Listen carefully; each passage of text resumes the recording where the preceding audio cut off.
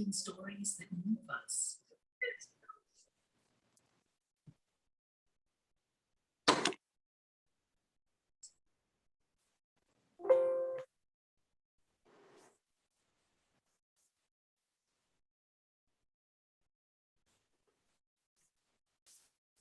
Hi, everyone. I'm just setting up the meeting now. We're waiting for a few more town board members. And we'll be ready to start in probably about a minute or so. Let's see, this is why.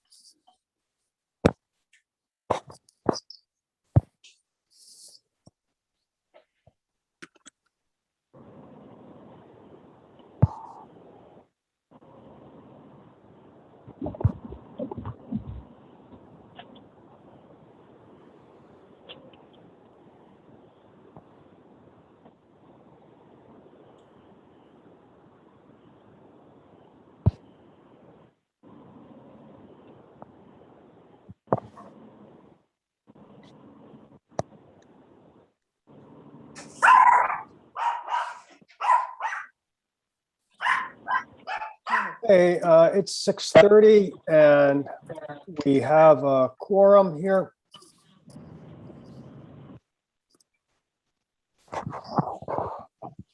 So I would, we are live streaming and we are recording the video as well, just so everyone is aware.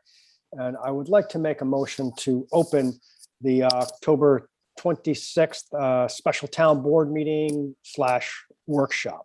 Second. And please stand, all in favor? Aye. Please stand for the Pledge of Allegiance. Pledge allegiance to the flag. Pledge allegiance to the flag of the United States of America and to and the to the republic republic for which it stands, one one nation, under God, indivisible, indivisible, with liberty and and justice justice for all. So I will thank you for attending the meeting. This is a little bit different than our regular town board meetings. We normally don't have dialogues. We'll have some dialogue, but I'm going to hand it over to David in a minute. But the main thing is that we are really interested in hearing from you, the public. And so thank you for coming. And David, I will, did you want to start the meeting off by saying anything? Oh, let me just say, please, if people could mute themselves when they're not talking, I will allow people to unmute themselves. We can change the security settings, but just for everyone, it's a lot easier to hear if there's no background noise. So thank you. Great. Thanks so much, Neil. Thanks everyone for coming. Really appreciate this opportunity to have a public dialogue about some of the challenges we're having in the town and some opportunities. Just like to ask everyone, Neil didn't mention this, but if you'd like to speak, I think it's in the reactions button at the bottom of Zoom where you can raise your hand. There's a hand raising function, and this way Neil will see your hand.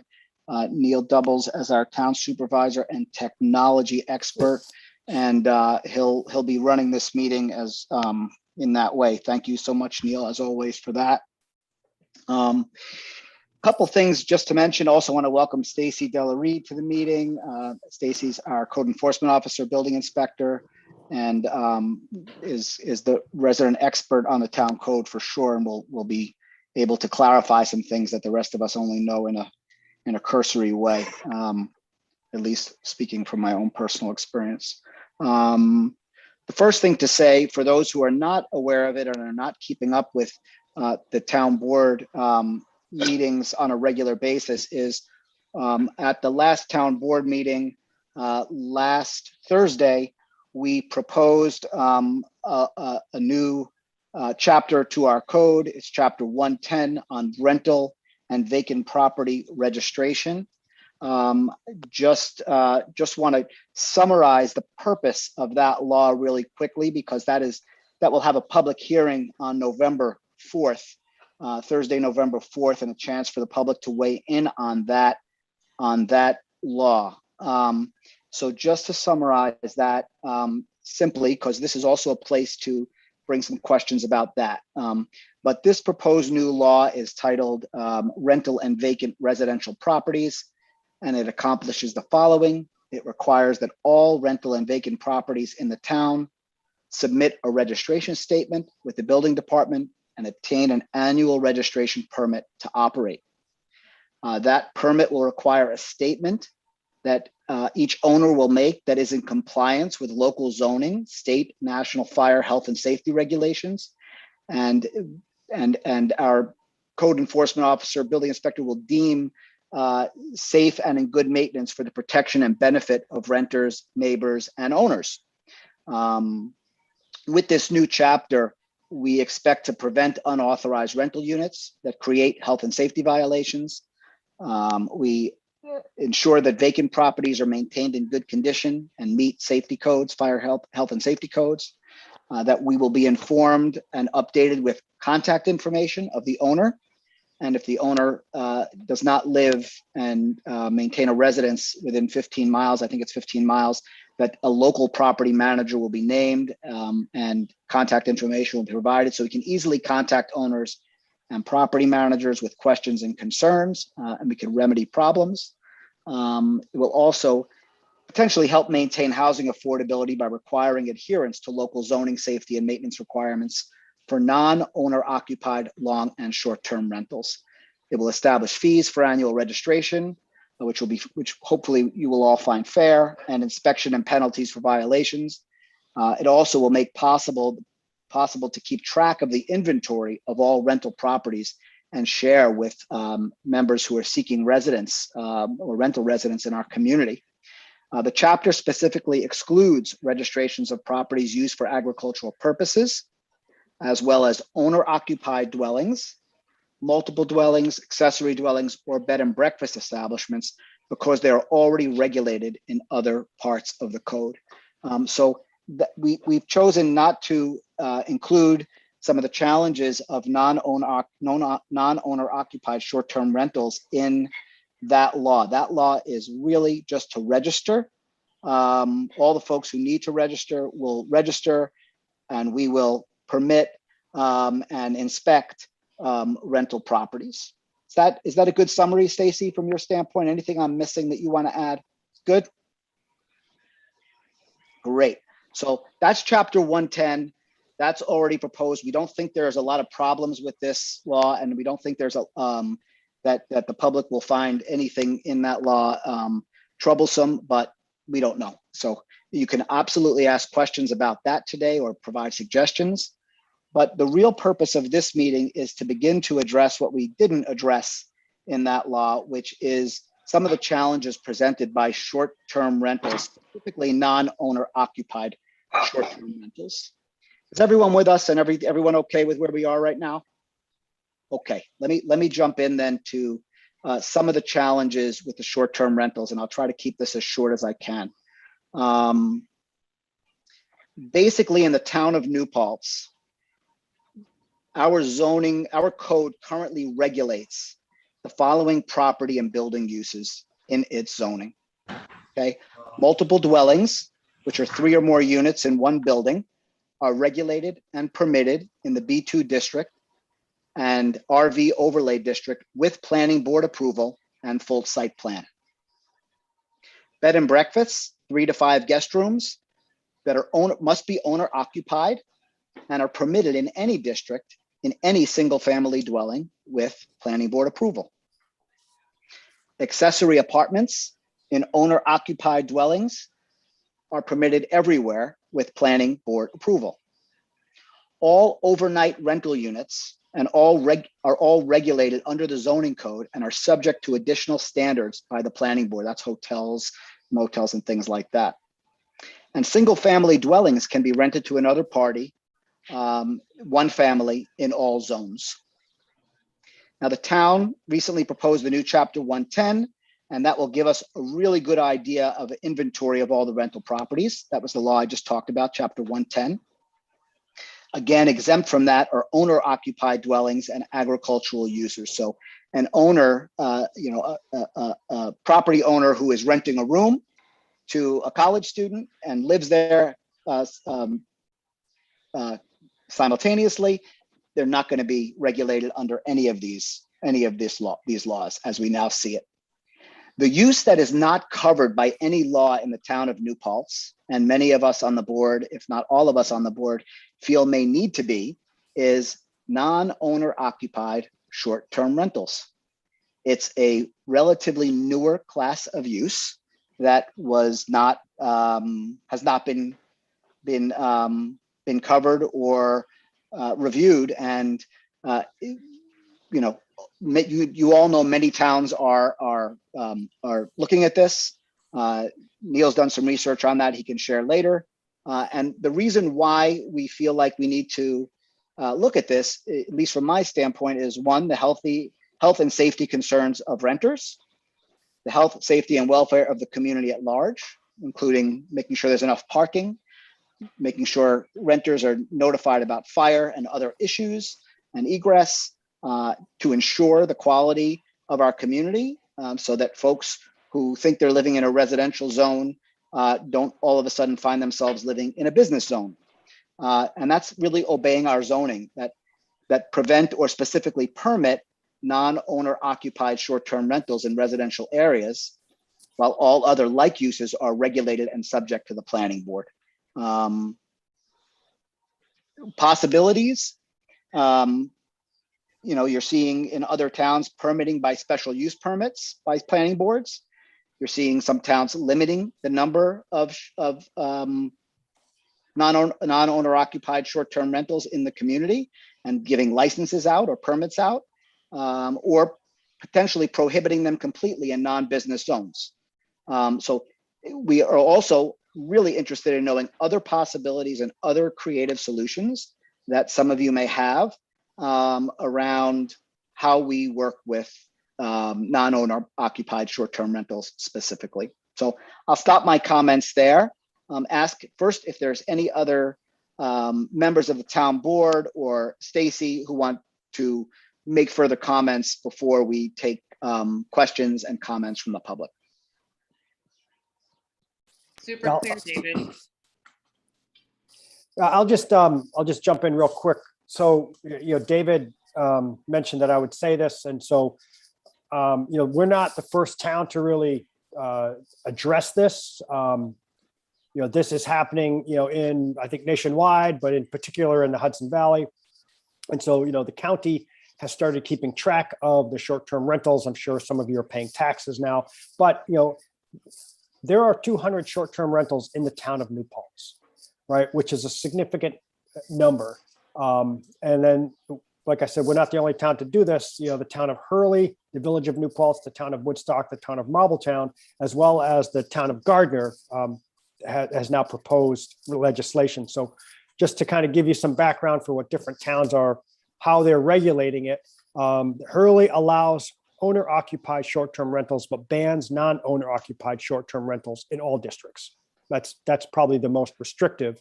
The village of New Paltz allows short-term rentals as a secondary use in owner-occupied, but so that's if you own it, you can use it as an Airbnb as long as that's your house.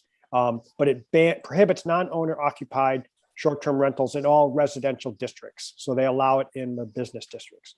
Marbletown, Woodstock, and Gardner all place a cap on the total number of short-term rentals in the town. And then Marbletown and Woodstock, they limit individuals to an interest in one owner occupied and one non-owner occupied. So you can rent out your own house and you can own one other that you can rent out. And then corporations who have an interest in one or more are limited to non-residential districts. And then Gardner is limiting individuals and corporations to a single short-term rental. And so that's kind of like a brief summary. They all of them are requiring registration. We're trying to separate registration and inspection into a separate law that David mentioned, because we think that is the most critical. And the reason we're having this meeting in particular is because we know that some people are, they're making a living by this, or they have different needs, like they may, live here part-time and rent out part-time. And we want to make sure that we hear from everyone and their concerns before we jump into this. So I appreciate everyone's coming. Please raise your hand. It's hard for me to see you physically raise your hand because I only see one person talking. But if you raise your hand, we will call on you, and then we want to hear what you have to say. And so I will stop talking. And I just had one quick thing to say, if that's fine, before we go on. And yet, Matt, I see your hand, and I'll let Dan talk, and then any other board members, and then we will stop talking, and you guys can talk. Sorry, go ahead, Dan. Just super quickly, and you hit on it a bit as well, Neil. I'm sure there's some level of angst for people having these conversations because of how people use Airbnbs to help pay their mortgage, or they literally rely on them for sources of income. So I'm just speaking for myself as an individual town board member and say that I realize that, and for me, it's anything that we do, I want to look at it from the lens as not necessarily punishing or making it much more difficult for local people who operate Airbnbs. For me, there are communities in Ulster County where half of their housing stock is an Airbnb. That's not the same here. And I just want to say, as we look at how we want to legislate this, I do think it's important to recognize we're not looking to punish or hurt local Airbnb owners, but I also think we don't want to be in a scenario where you have someone from New Jersey with 5 LLCs who owns 6 or 7 properties and is a bad neighbor for residential areas. So at least how I'm looking at this and the conversation going forward, like I think those are two very different conversations, and I just wanted to state that. Neil, can I just say one really quick thing too? Please. I'm just running the meeting. Go ahead. Okay, I appreciate that there are so many people here today. We're so looking forward to hearing what you have to say. Because there are so many people, if I could just beg of you to be efficient in your thoughts to us, we would really appreciate that. Thank you. Anyone else? Julie, David? If not, we'll let the public speak. So I just wanted to ask you one question, Neil. You had said there's 200 short-term rentals in New Paltz. By chance, is that all non-owner occupied, or does that include every short-term rental? we don't have that data. Right. The county just gave us the number. We'll get that when we do, if we pass the law to register and inspect, we'll have more of that data. So we don't know those numbers yet, but hopefully we will at some point. How did they even pass such a thing? Could everyone mute? Matt, go ahead, Julie. I was just saying, there was someone who wasn't muted. I thought I'd just make sure you muted everyone. And Matt, I think you guys can unmute, but please. Yep. Here we go. Hello. I'm going to try to be efficient. This is, I get worked up about this because I have a non-owner occupied Airbnb in the town that I have with two friends of mine who are also local. We've done a great job fixing a property up. We're great neighbors. We are the example. I know that that's not always the case with other Airbnbs, but I'm scared. I mean, I put my life savings into this property to invest as an Airbnb, and at this point, I'm scared. I mean, I know there's super restrictive laws in other towns, and I'm just hoping that the town board doesn't go in that direction.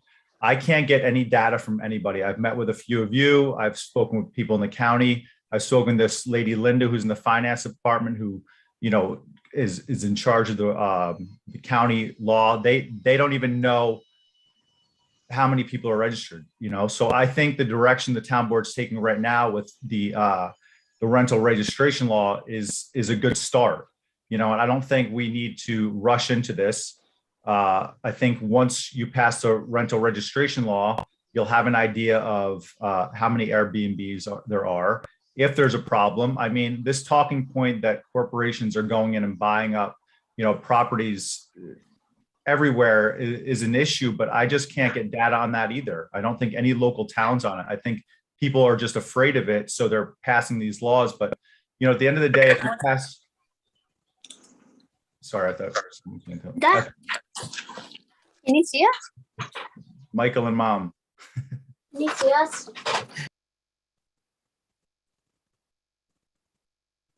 Go ahead, Matt.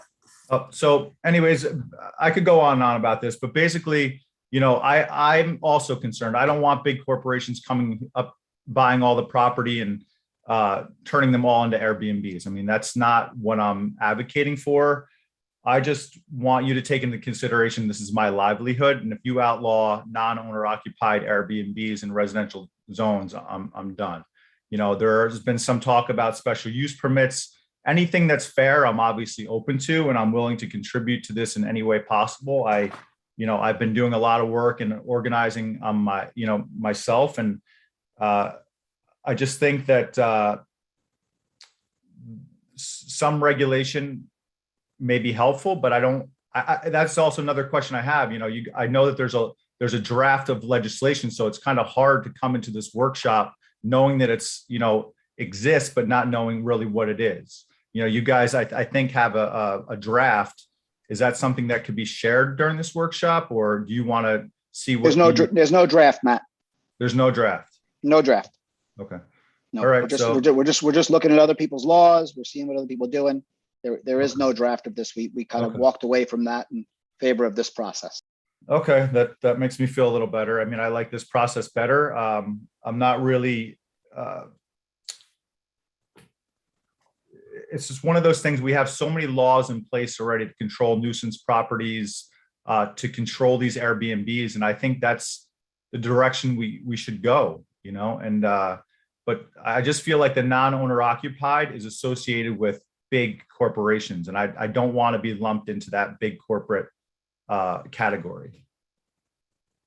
So I mean, I've talked with Keith Woodburn. He's here tonight. He's a friend of mine, also in a similar situation. There's the town of Marbletown has created this tax where a registration tax that will allow money to be designated to first-time home buyers in the community. There's lots of creative ideas, and I'm willing to contribute in any way possible. But I'll continue to comment throughout, but that's really just the. Right. Thanks. Thank you.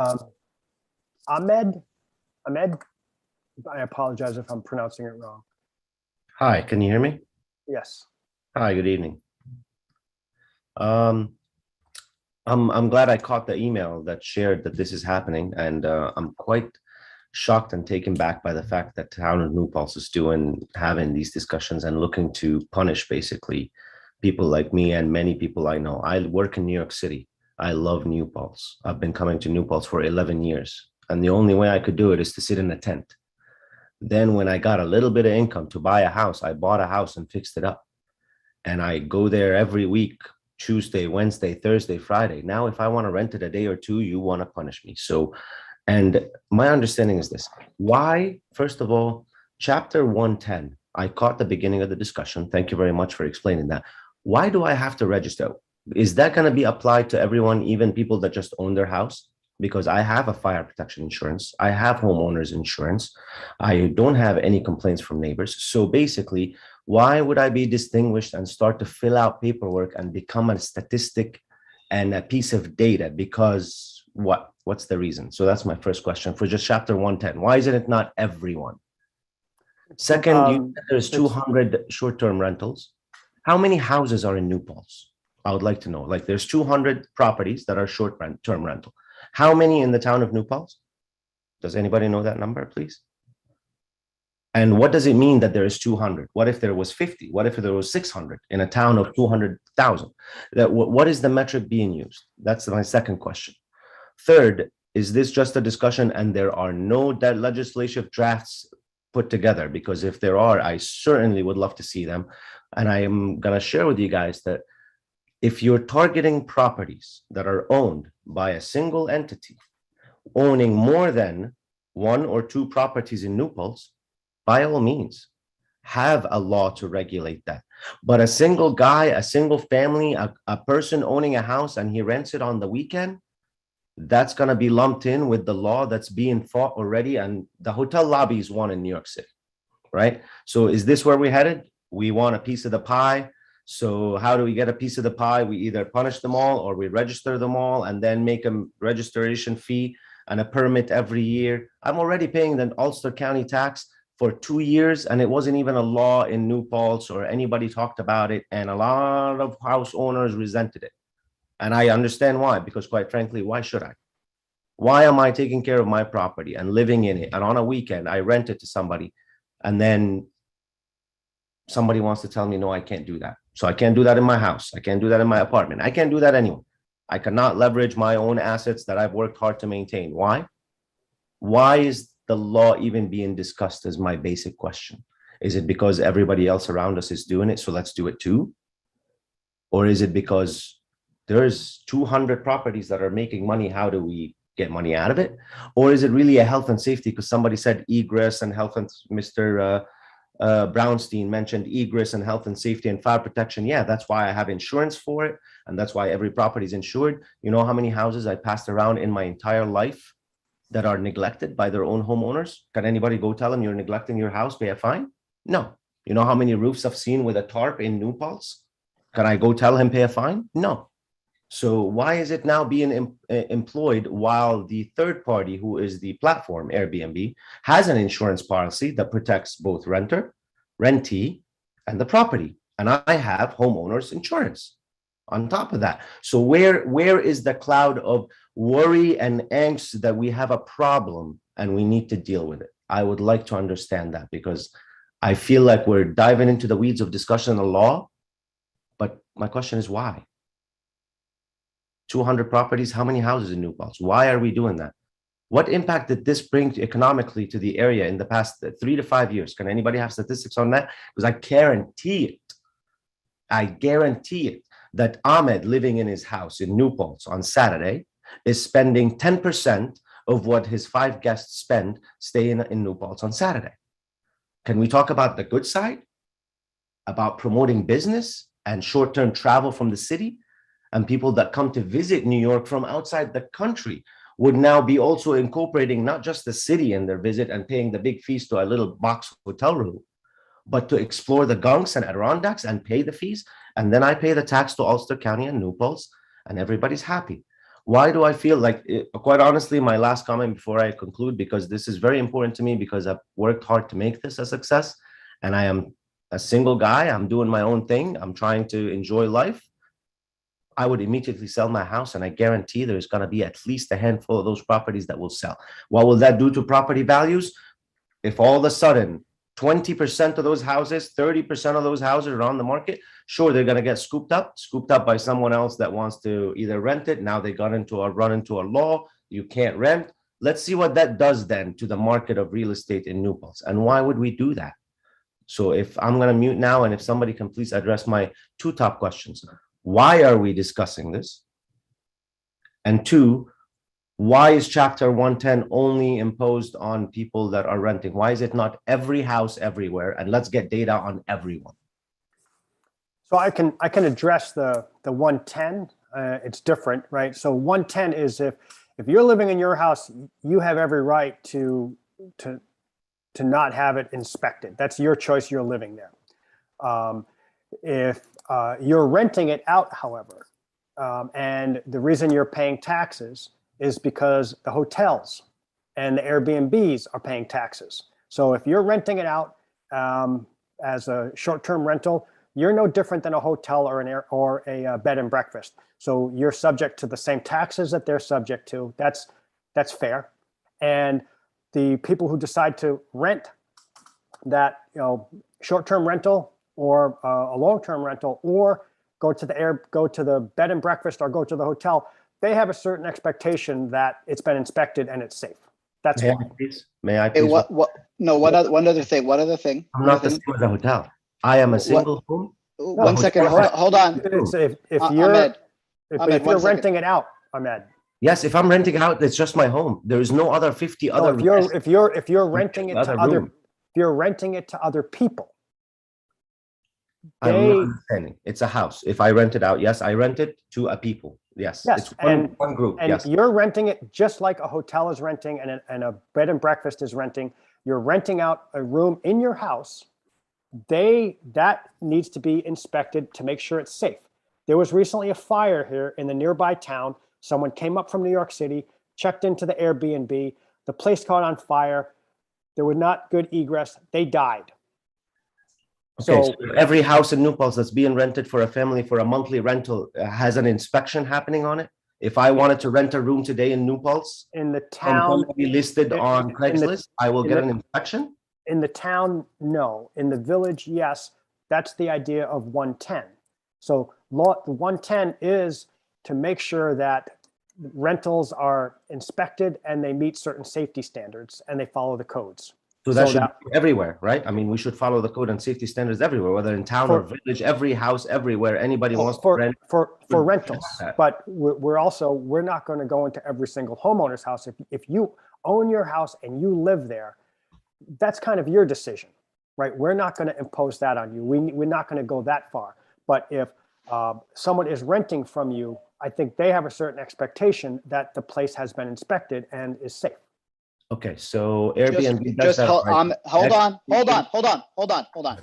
This is not a back and forth like this. We're not going to get anywhere if we're just arguing. I just want to clarify one other point, Ahmed, that you didn't mention, which was when you said you're renting your house on a weekend day here and there, you wouldn't be subject to this law. No, this is not this registration law, and likely any short-term rental registration law. If it's your home, you reside there 75% of the time of the year, and you decide to rent it out this weekend or this week or that week, but you're maintaining your residence there 75% of the time, you would not be regulated under this law. So this is specifically for folks who are buying a residence and then not living there and renting that as for transient stays, like a hotel, like a small hotel. When you go, those uses need to be looked at and understood. As a resident of the town of New Paltz out here, I have a certain understanding that the two houses that are next to mine are not transient, where different person comes in and lives there every day. That's I can rely on the zoning in the town of New Paltz to protect my residents and my quality of life from that situation. That has to be permitted in some way because it's a residential zone. And if you're operating a business in a residential zone, it needs to be permitted. It's pretty simple when it comes to that part. So we're not looking to target any owner of a residential property who chooses to rent out a day or here or a day there and tries to make some of his tax money back and needs to make ends meet. But we are saying if people are running businesses, people or corporations running businesses in the town of New Paltz, and all of the other uses are regulated. For people who are running those businesses, this is the only use that is not regulated. So that's what we're after. It's very hard to define because I respect and I agree with everything you said, and that makes me feel, oh, great, maybe I'm not included.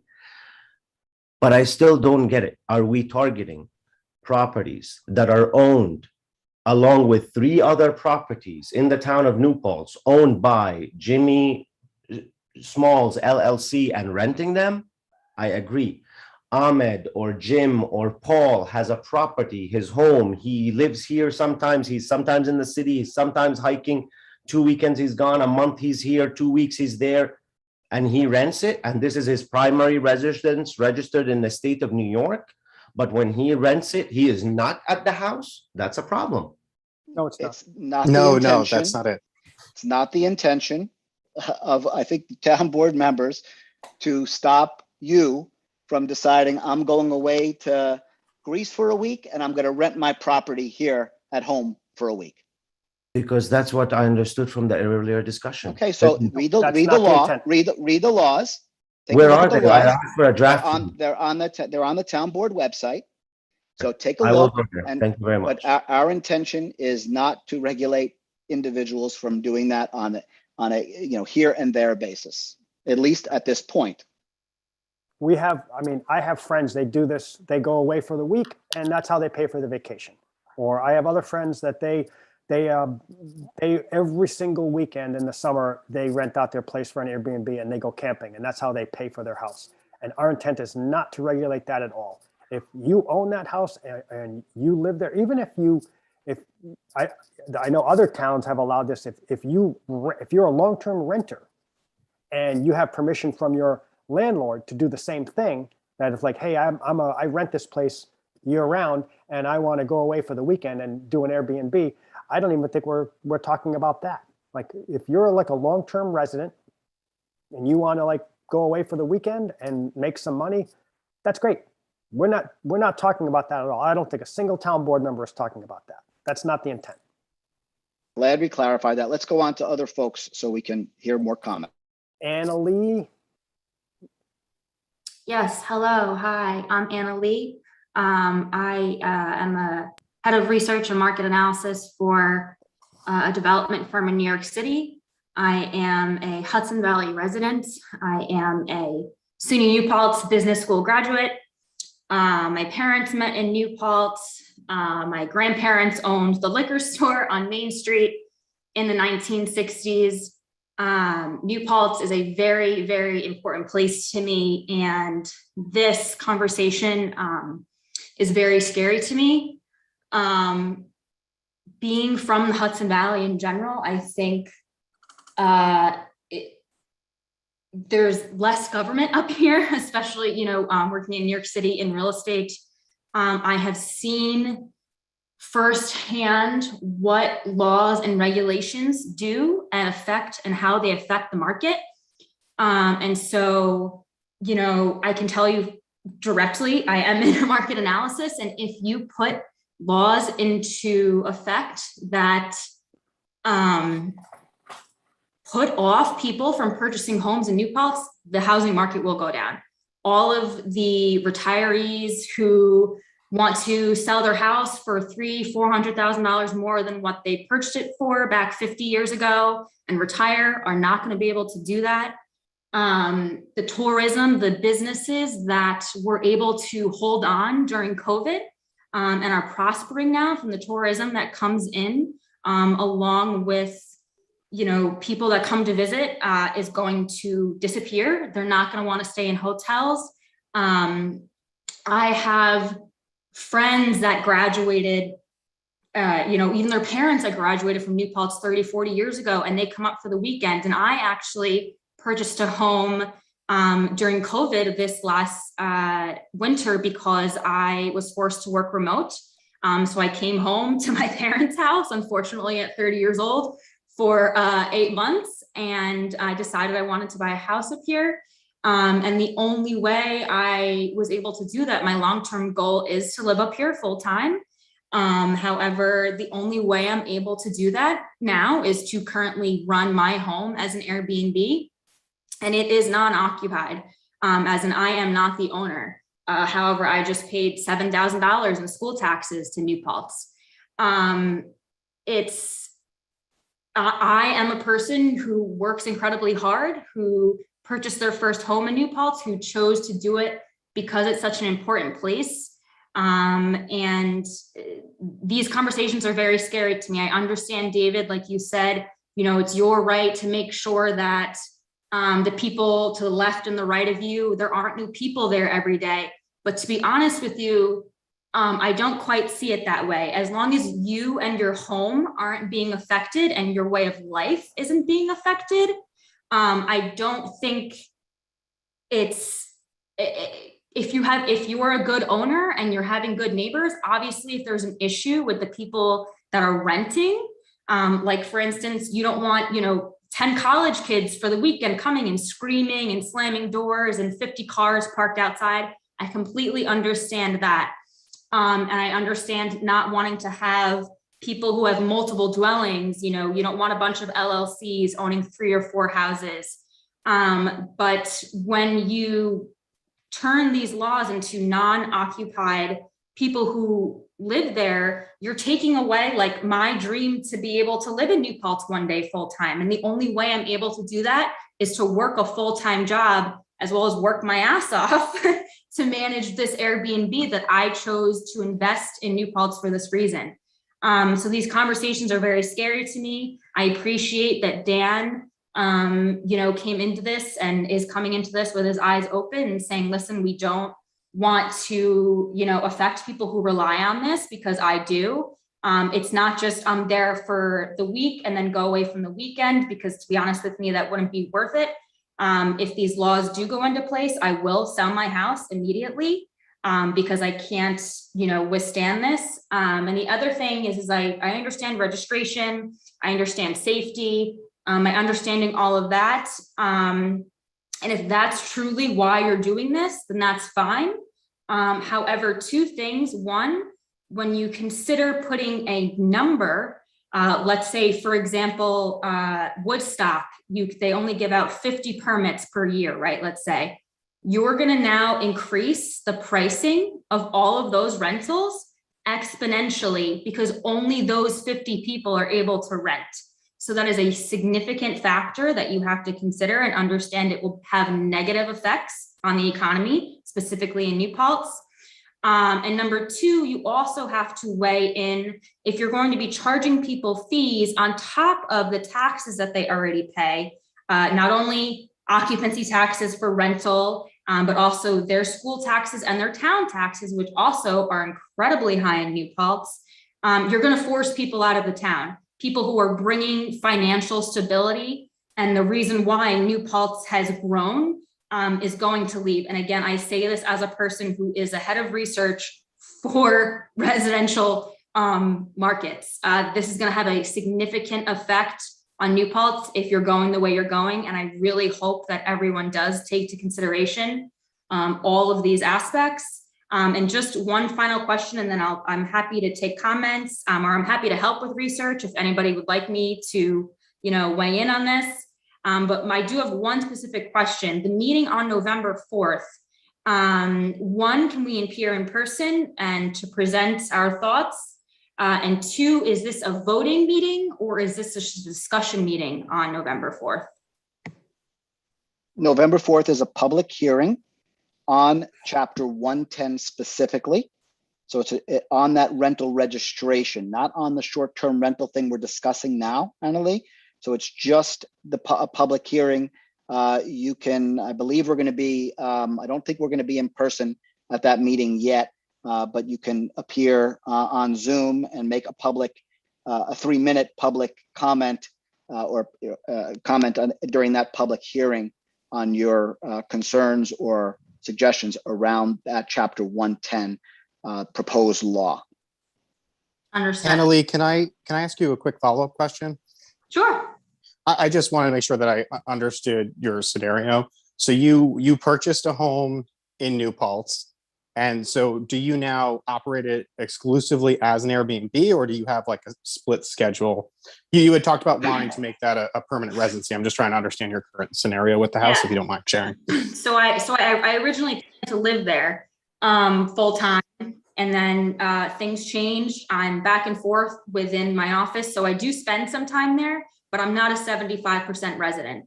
And the only way I was originally planning to do it part-time to help make back the significant down payment at 30 years old. And now it's become a full-time Airbnb. My neighbors love me. I have a significant security system, so the house is beautiful. Everyone, they're happy that I'm there, to be quite honest. And they also appreciate the level of care I take in. So originally it was purchased to be a house, a full-time live-in, and, just to rent it slightly on the weekends to make some money back. But now it is operating as a full-time Airbnb. Gotcha. I appreciate the clarification. And just one follow-up comment, Annalee, is like the things you were mentioning, like making sure there's not a tons of cars parked, making sure it's not always rented to 10 or 20 college students or whatever. Those are all things that are why many of us are looking to pass regulation around it, so that uses like yours are understood and can be relied upon to be acceptable to neighbors, so that it's like, oh, I may have an Airbnb, property next to mine that's a full-time Airbnb, but the town knows about it. There's limits on what can happen there, and there are potential violations if it's like not happening, because you may be in New York and over here there's a party going on next door that is kind of like, well, there's 30 people partying at that house today and every other day, and you may be a great Airbnb owner, and Matt may be a great Airbnb owner that controls that and makes sure that it's acceptable to neighbors, but some other folks may not. So that's the impetus for, let's make sure the playing field is fair for renters, for Airbnb owners, and for residents.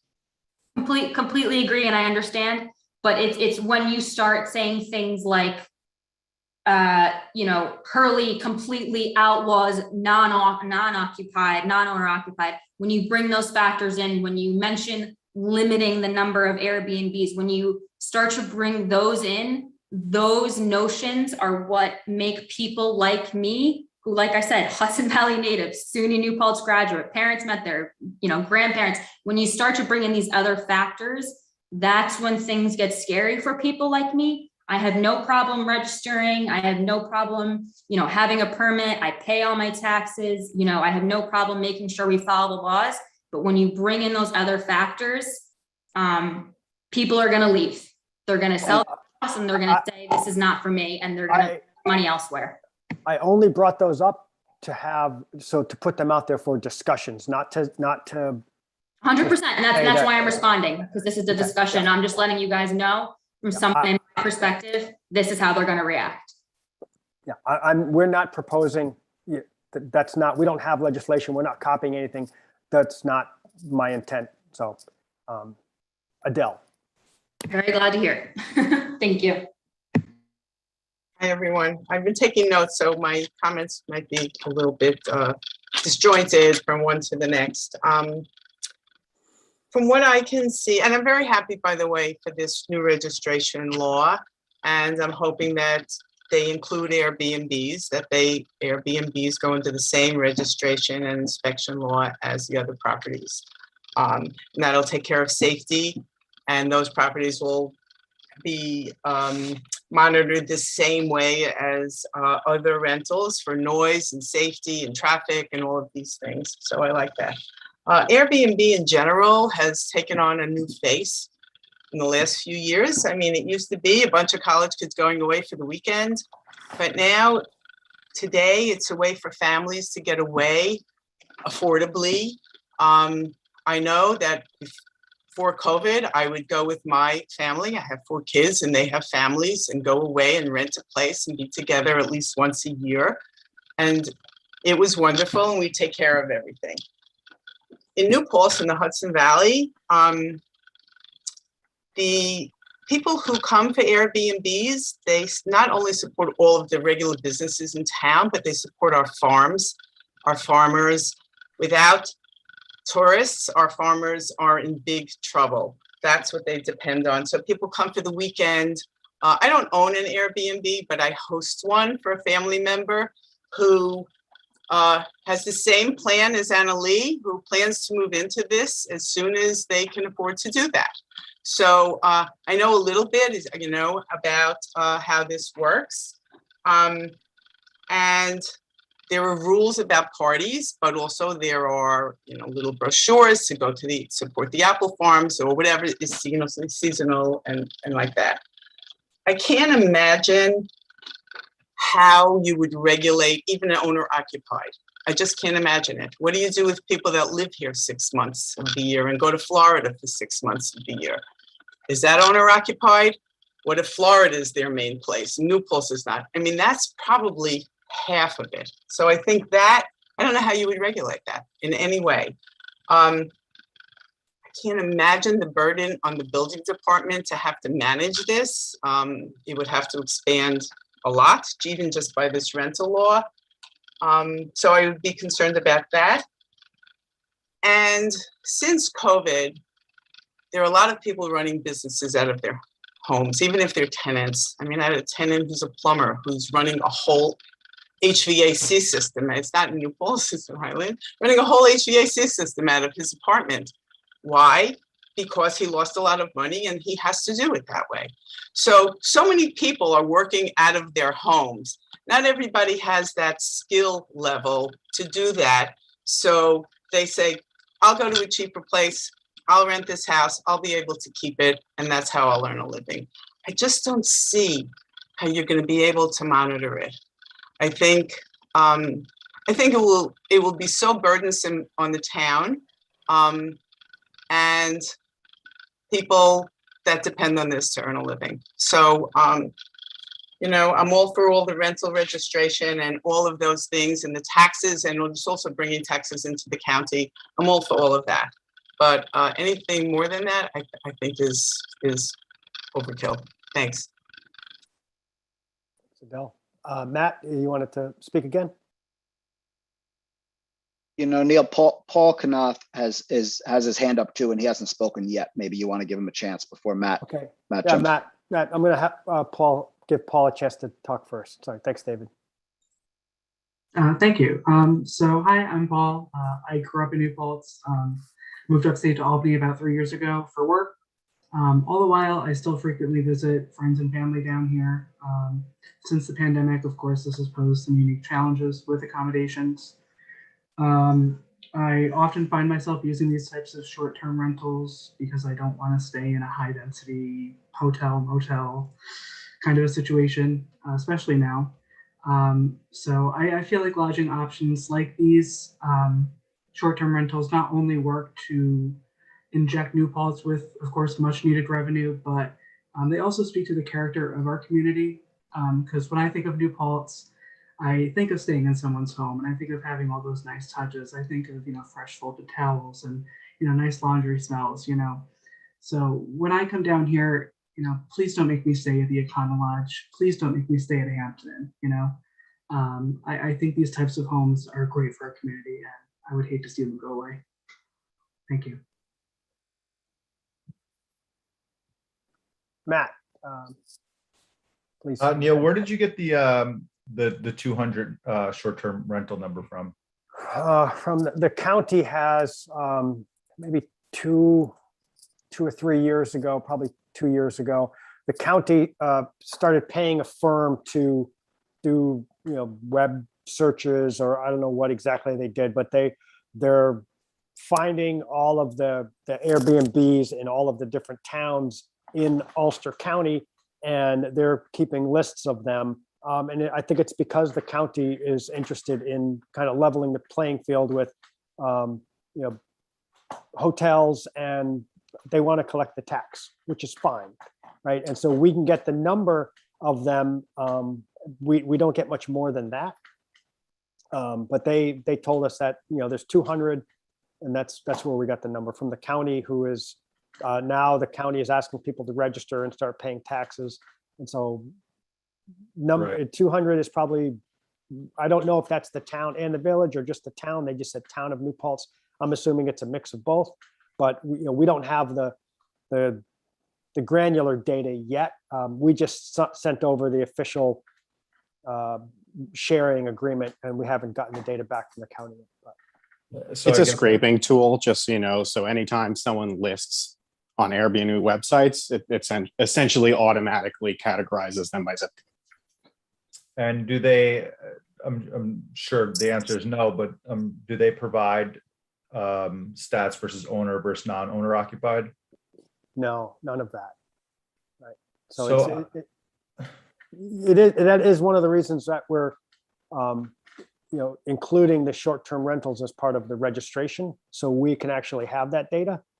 But we, you know, we've been talking about doing just a rental registration and inspection for several years now, because the village does it.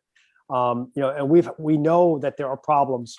You know, there have been instances where the fire department goes to a call, or the building inspector will go to a call, and we'll find, you know, a house that's been illegally cut up into like 5 bedrooms, and someone is maybe sleeping in unsafe conditions. There was one where someone, if the students had not been away for the holidays, there was a carbon monoxide leak, right? And because that room wasn't in the right place, it was like in the basement near the furnace. And so there's a real need to do these inspections. And there's a need for us to collect the data on like the number of Airbnbs, right? But I don't disagree with what many of the people are saying. This is an important part of our economy, right? I stay in Airbnbs. I like Airbnbs. Like it's a very. I think I wouldn't be surprised if every town board member has stayed in an Airbnb, right? They're here to stay, and we're not trying to outlaw that. We're just trying to put some controls on them.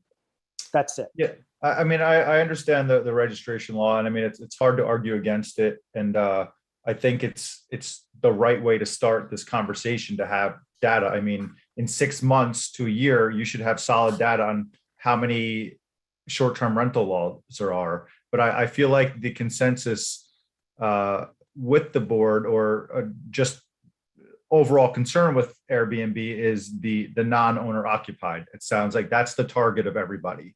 Is, you have the health and safety, and then you're going to go after the non-owner occupied. And it's benefits me, the delay. I mean, I have to be honest about that, but it's also would make me feel better to know if there was 5 non-owner occupied Airbnbs versus 150, and of those 150, corporations owned a majority percentage of them. And I agree. When that message is constantly repeated, even at a local level, of these non-owner occupied, you have so many city weekenders here. You're not stopping that. They're here. City people have moved up. They live here. COVID has changed the way we live and the way we work. And, so many. Airbnb just sent out a mass message, so nobody really knew.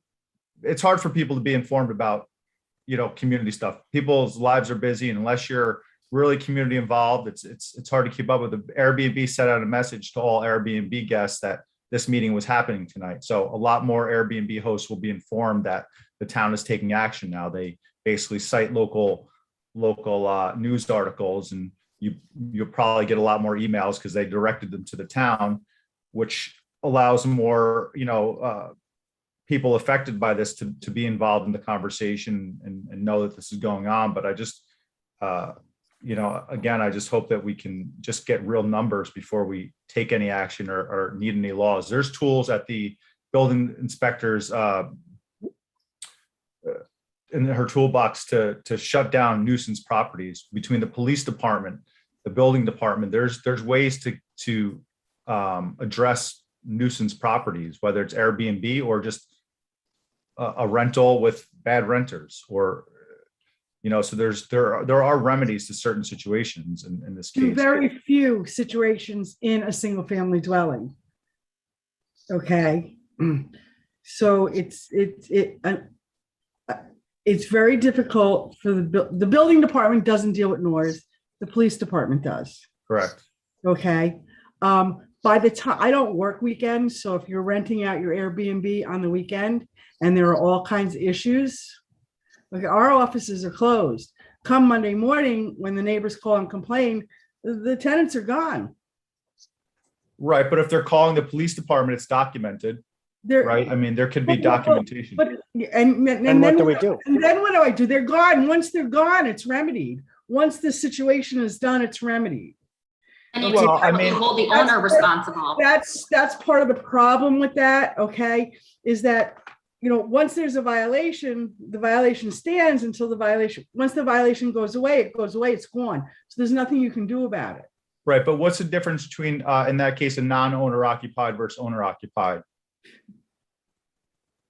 If there's that kind of, we have found that a lot of times with owner occupied properties, okay, they're taken care of better, okay, and not everybody is a bad owner, okay, but owner occupied dwellings seem to be maintained more. They're controlled better because the owner is there. The owner sees what happens, and the owner doesn't want these things to happen either because they don't want to be inconvenienced.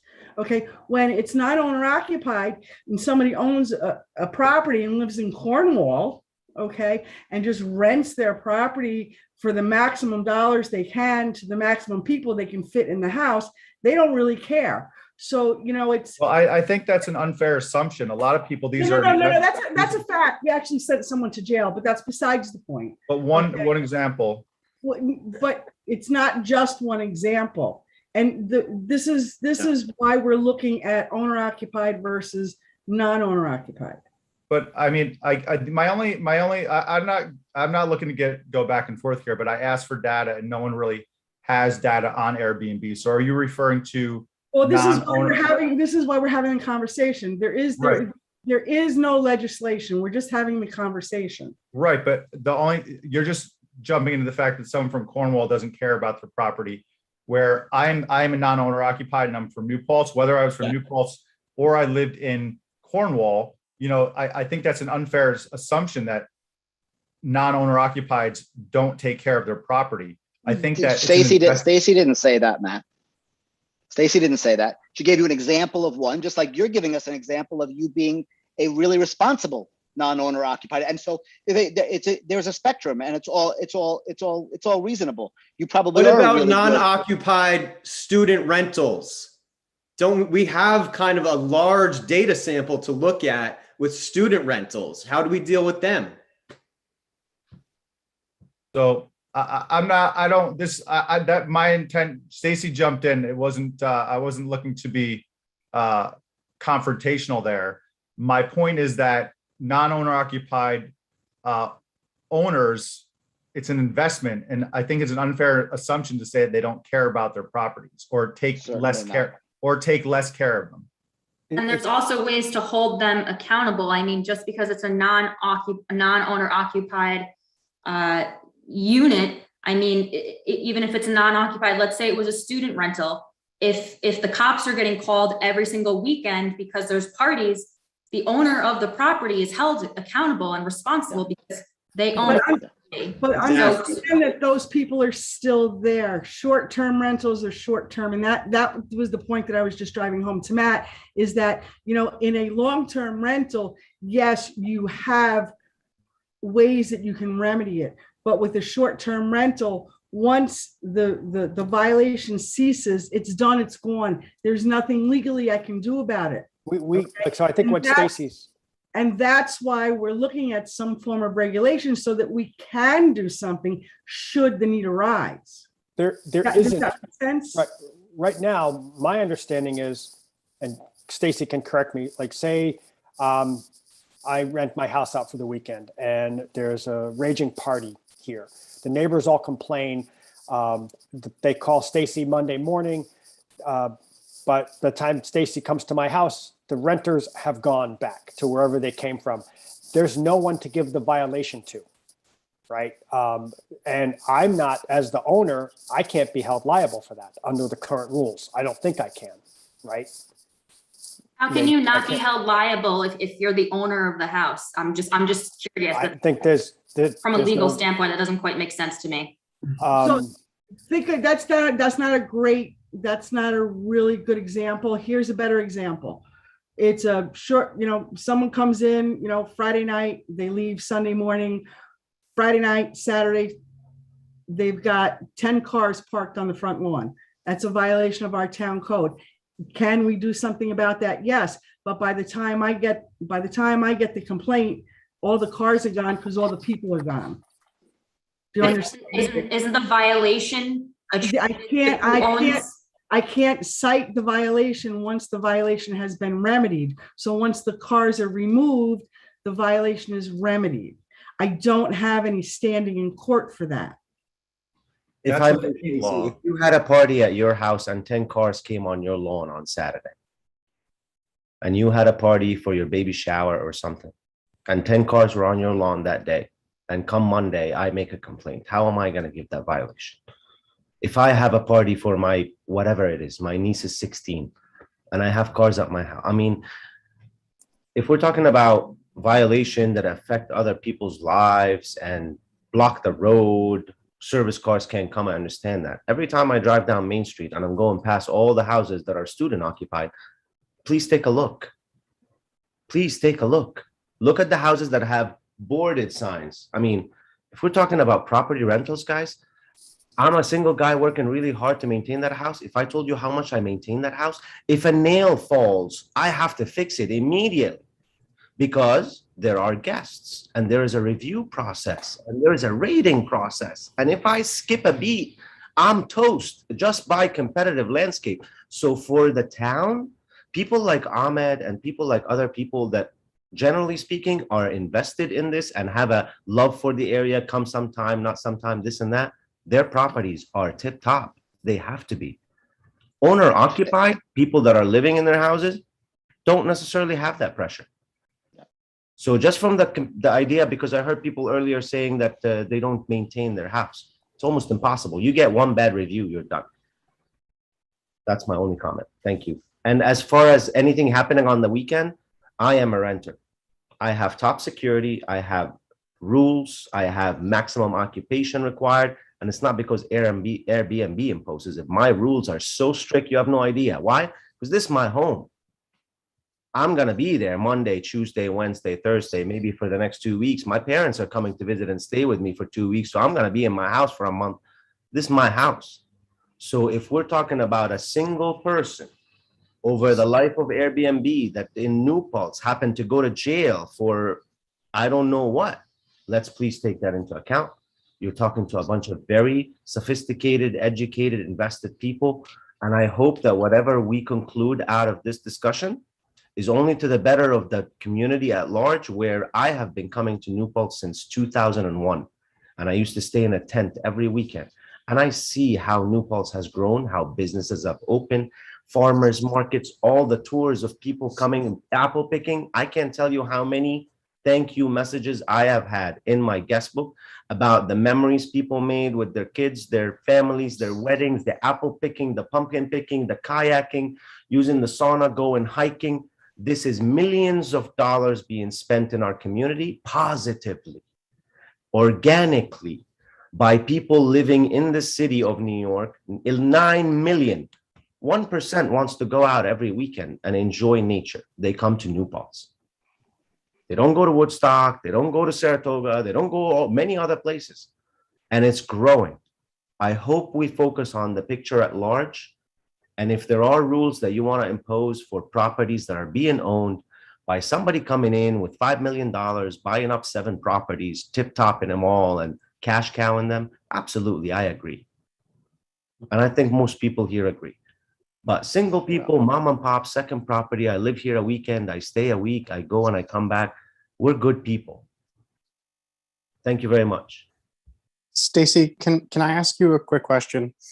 So in the scenario where we're talking about an issue that happens over the weekend, if we have a property that's owned through kind of this scenario we've talked about as a larger like LLC conglomerate, and this may be something that we'll find out in the data collection portion, but are we always able to contact those people, or do we have issues because of how they also own those properties? Well, for any corporations or any LLC, they if they're cited by violation, I have to cite them through the Secretary of State.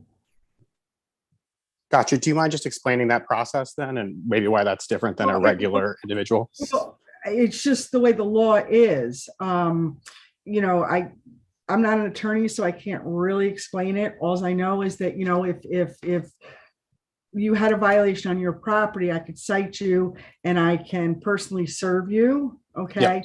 I can't personally serve a corporation, so I have to personally serve the Secretary of State, and the Secretary of State acts on behalf of the corporation. Okay. They accept the notice, the service, and then they forward it to the individuals that are listed within that corporation. You know, when you have a corporation or an LLC on a deed, okay, it just lists the name of the corporation or the LLC. You don't know who the managing partner is. You don't know who any of the other partners are. You know, an LLC is a limited liability corporation is what it is.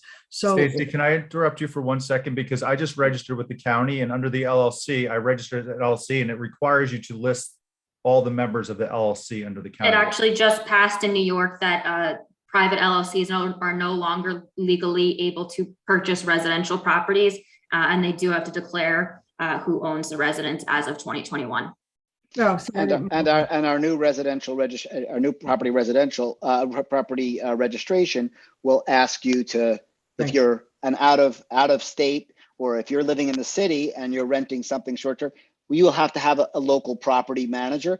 In Marbletown's law, they have a couple things that were interesting. There's you have to remedy within 24 hours of being cited. So there has to be a local property manager or host that needs to be around. If you're living in town, you can be like, oh, I'm right here. So if there's something to remedy on your property, and it's like, oh, neighbors are calling, it's like, you can go out and say, hey folks, no parties. You read the rules, no parties, get out of here, whatever. So I just want to say a couple of things. So those kind of things are possible. There's also maximum residence, maximum number of guests who can be there. So there's lots of possibilities and lots of things that we can do that many of you, like Ahmed said, are probably already doing, right?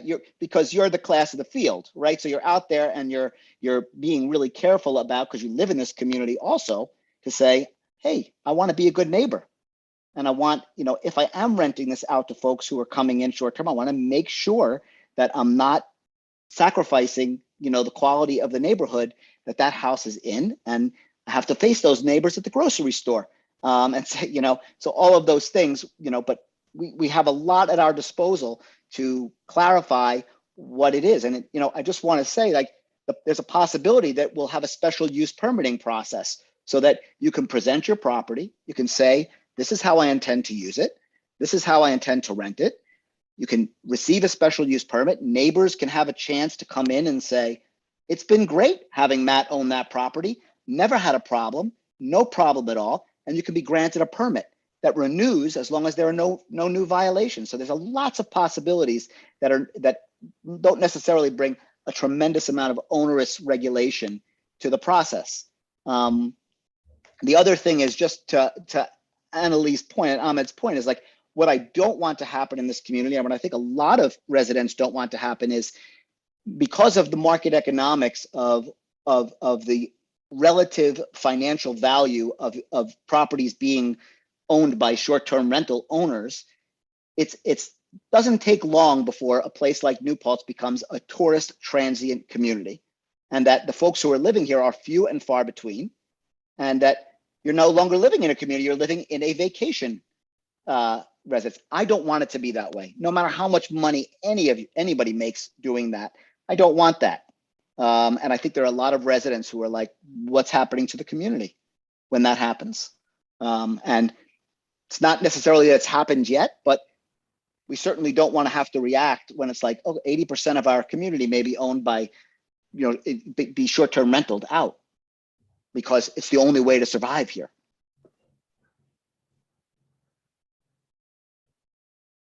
Mary, and then Matt, if you didn't get a chance to speak, but Mary, if you want to speak, and then Matt, your hand is still up. I'm not sure if you want to make another comment, but go ahead, Mary. Hi, thanks.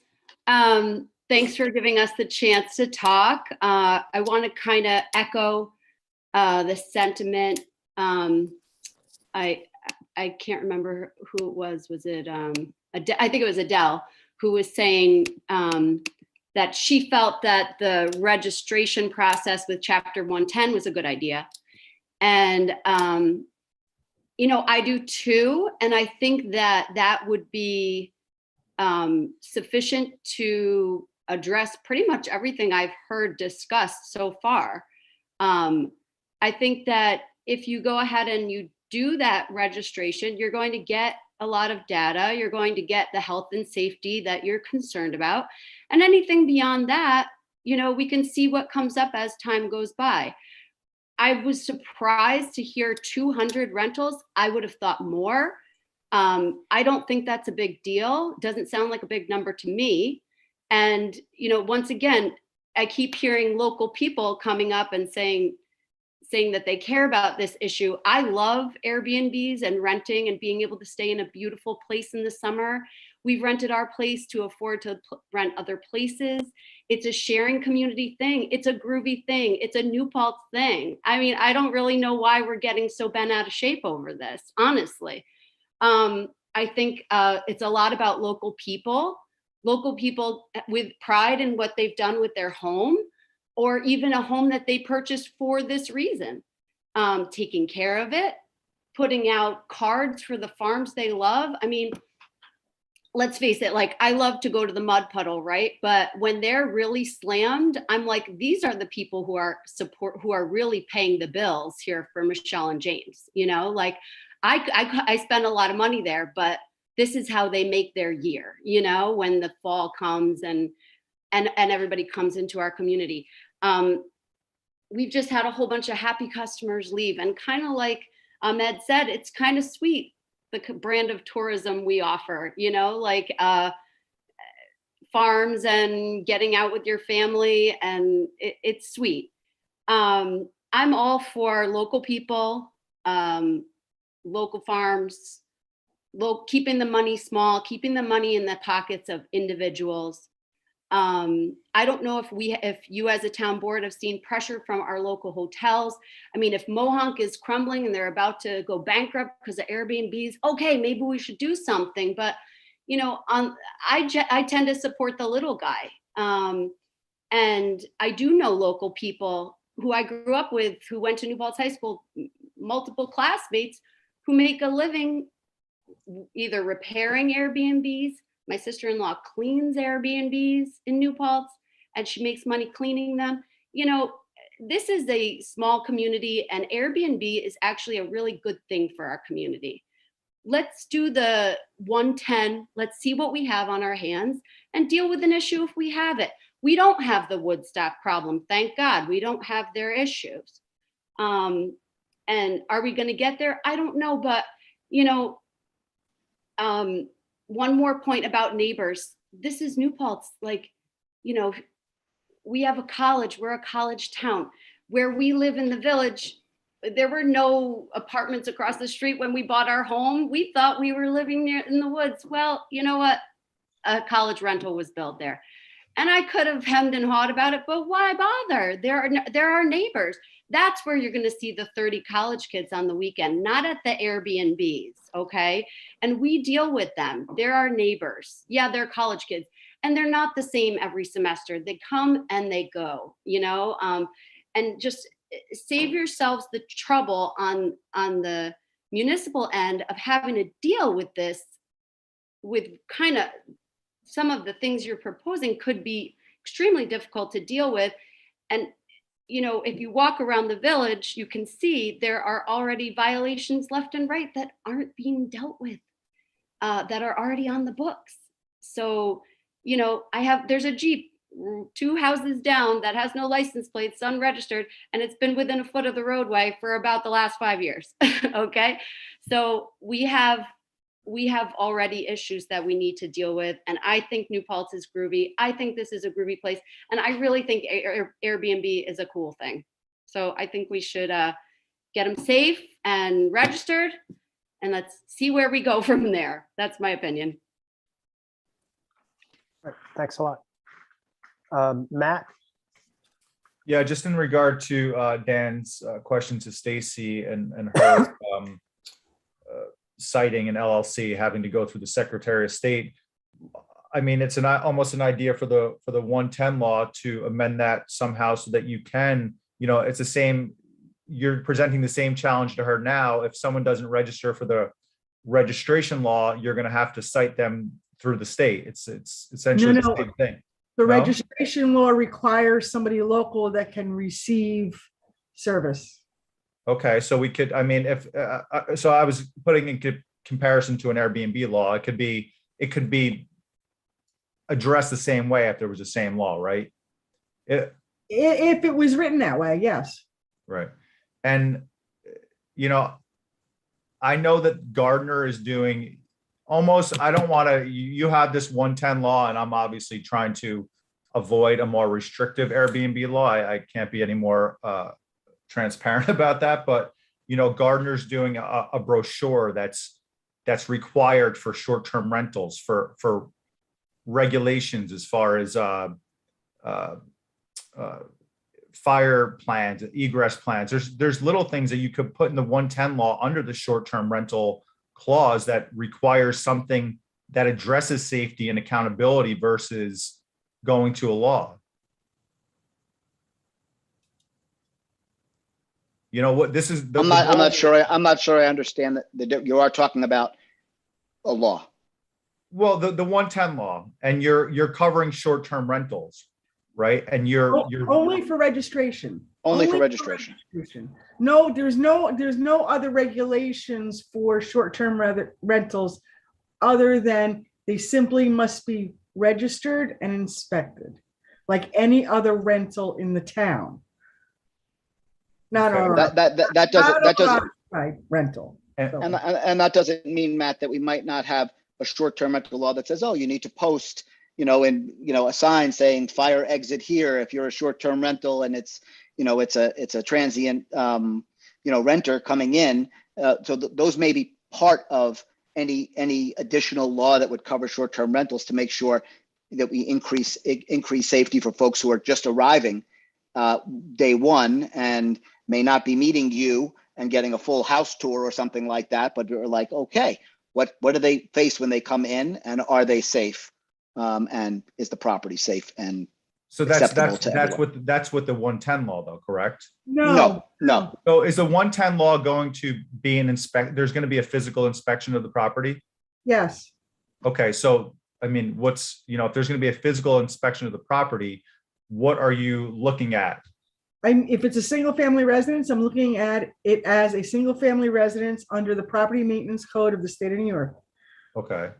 And what is that addressing in terms of safety? Well, it addresses smoke and carbon monoxide detectors. It addresses appropriate egress. It addresses exterior property areas. It will address local zoning. Okay. It addresses what is required by law. Nothing new. We're not adding anything new. Okay. So, versus Stacy, versus like if you build a house, you have to provide a certificate of occupancy. You don't come to my house every year because I'm a single family resident who's not renting. And so you don't check me to make sure that my carbon monoxide and fire safeties are still present. I could have disabled them all. But if I'm renting to people, now you're coming potentially once a year to say, everything's in good form. You can rent this place. Okay. I think I would have to go back and check. I think the only requirement we require in the registration law is that smoke and carbon monoxide detectors be interconnected. Okay, not hardwired, but interconnected, because now they can do them, wirelessly. Because some of the older homes don't have hardwired interconnected smoke detectors. So when one goes off in one room, they go off in the entire structure. It's a safety thing. If I may, Stacy, and this is for David, about this specific discussion now. One, will this registration require anything more than what was required of me to buy my house? When the inspection came and I bought my house, anything that was grandfathered in that house, is that becoming an issue? Is that going to be added on? Because the only thing, as I just stated, that I think is added in this chapter 110 is smoke and carbon monoxide detectors will need to be interconnected. Excellent. Now for David, I heard you earlier say that part of the registration would be a site and safety inspection, and let's chat with the neighbors and let's talk to the neighbors. No, you misunderstood me. Okay, so yeah, well, I was just suggesting the possibility, if we are going to go further onto short-term rental regulation past chapter 110, which is what we've been talking about for the last few minutes. But I was just saying it's possible, right? There's some towns out there that Neil has cited, Hurley, saying there are no non-owner occupied short-term rentals in residential zones. Period. The end. Not allowed. We're just, that's one way to address this. The village had like The village of New currently Paltz the has village of that. New Paltz does not allow short-term, non-owner occupied short-term rentals in residential areas. Okay, Right. so we're not going in there and just grabbing someone else's law and saying, let's put New Paltz's name on it. We're trying to figure out what's happening here and what the needs are. I'm particularly interested in, Ahmed, the possibility of what does a special use permitting look like so that they're treated like some of our other property uses where they receive a special use permit. That's where I was talking about. When you receive a special use permit, sometimes you have to post. I'm not sure if that's true or not. Maybe Adele knows. Post with neighbors who are within 500 feet to say like, hey, I understand there's a short-term rental house here. It's okay with me. Ahmed's the owner and he does a great job, but he checks with me every now and then to say, everything okay? Everything good here? You guys okay? David, is there any local towns that do that? Special I use know, permit that you know? I know from the business that I'm director of that we had to get a special use permit in the town of Awarsing, and we had to publicly notify every residence within 500 feet of any of our borders so that they could come in at our permitting day and say, I don't like what they're doing. So that it could be, that's part of the permitting process. So they could say like, this is good. This is okay with me. Well, That's not to say Also, they don't. Annalise had her hand up for a long time and we keep Yeah. jumping over. So I just want to make sure we give Annalee a chance and then we can come back to this. So I sorry, Annalee. Thank you for not jumping in though. No worries. Thank you. I appreciate it. I just have a couple of quick questions and one statement.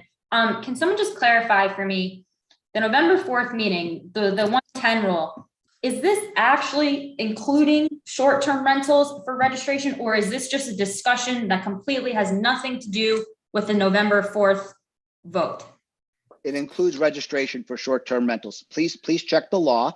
It specifically exempts agricultural uses and owner-occupied short-term rentals. But if you're running a short-term rental business out of your out of a home that you own but do not reside in, you will be subject to registering your property as a rental property in the town of New Paltz. Is that correct, Stacey? So yeah, just to clarify, so other towns have kind of combined, because they're seeing these issues, they're combining this rental registration with the short-term rental regulations, right? We to collect some data, to go and make sure we have people's input, we're separating those out, right? 110, short-term rentals are being treated no differently than long-term rentals. And it's So just purely registration, and there's no requirement. Inspection, It would registration just and be inspection. registering. Yes, registration and inspection of all rental properties that are non-owner occupied. So if you're owner occupied and you short-term rent, or if you're owner occupied and you have an accessory apartment, and then ag housing is always exempt, right? But this 110 is separate. That's the rental registration and inspection. Tonight's meeting is to get feedback and input from the community about anything that we would do in addition to that would focus on short-term rentals. Understood. Is that- Two more is that- things. So that when clear, you David? reference yearly inspections, are long-term rentals currently subject to that in New Paltz, as in every single college house that In the rents? town, no. Now, In they're- the town, no. In the village, yes. And one of the reasons we want to move towards that is because we do know that, we have found violations of that are not safe, right? And so we need to get a better handle on making sure that any place that's rented in the town is inspected on a regular basis. That's Okay, the purpose I'll of just- that's the purpose of chapter 110, Annalee.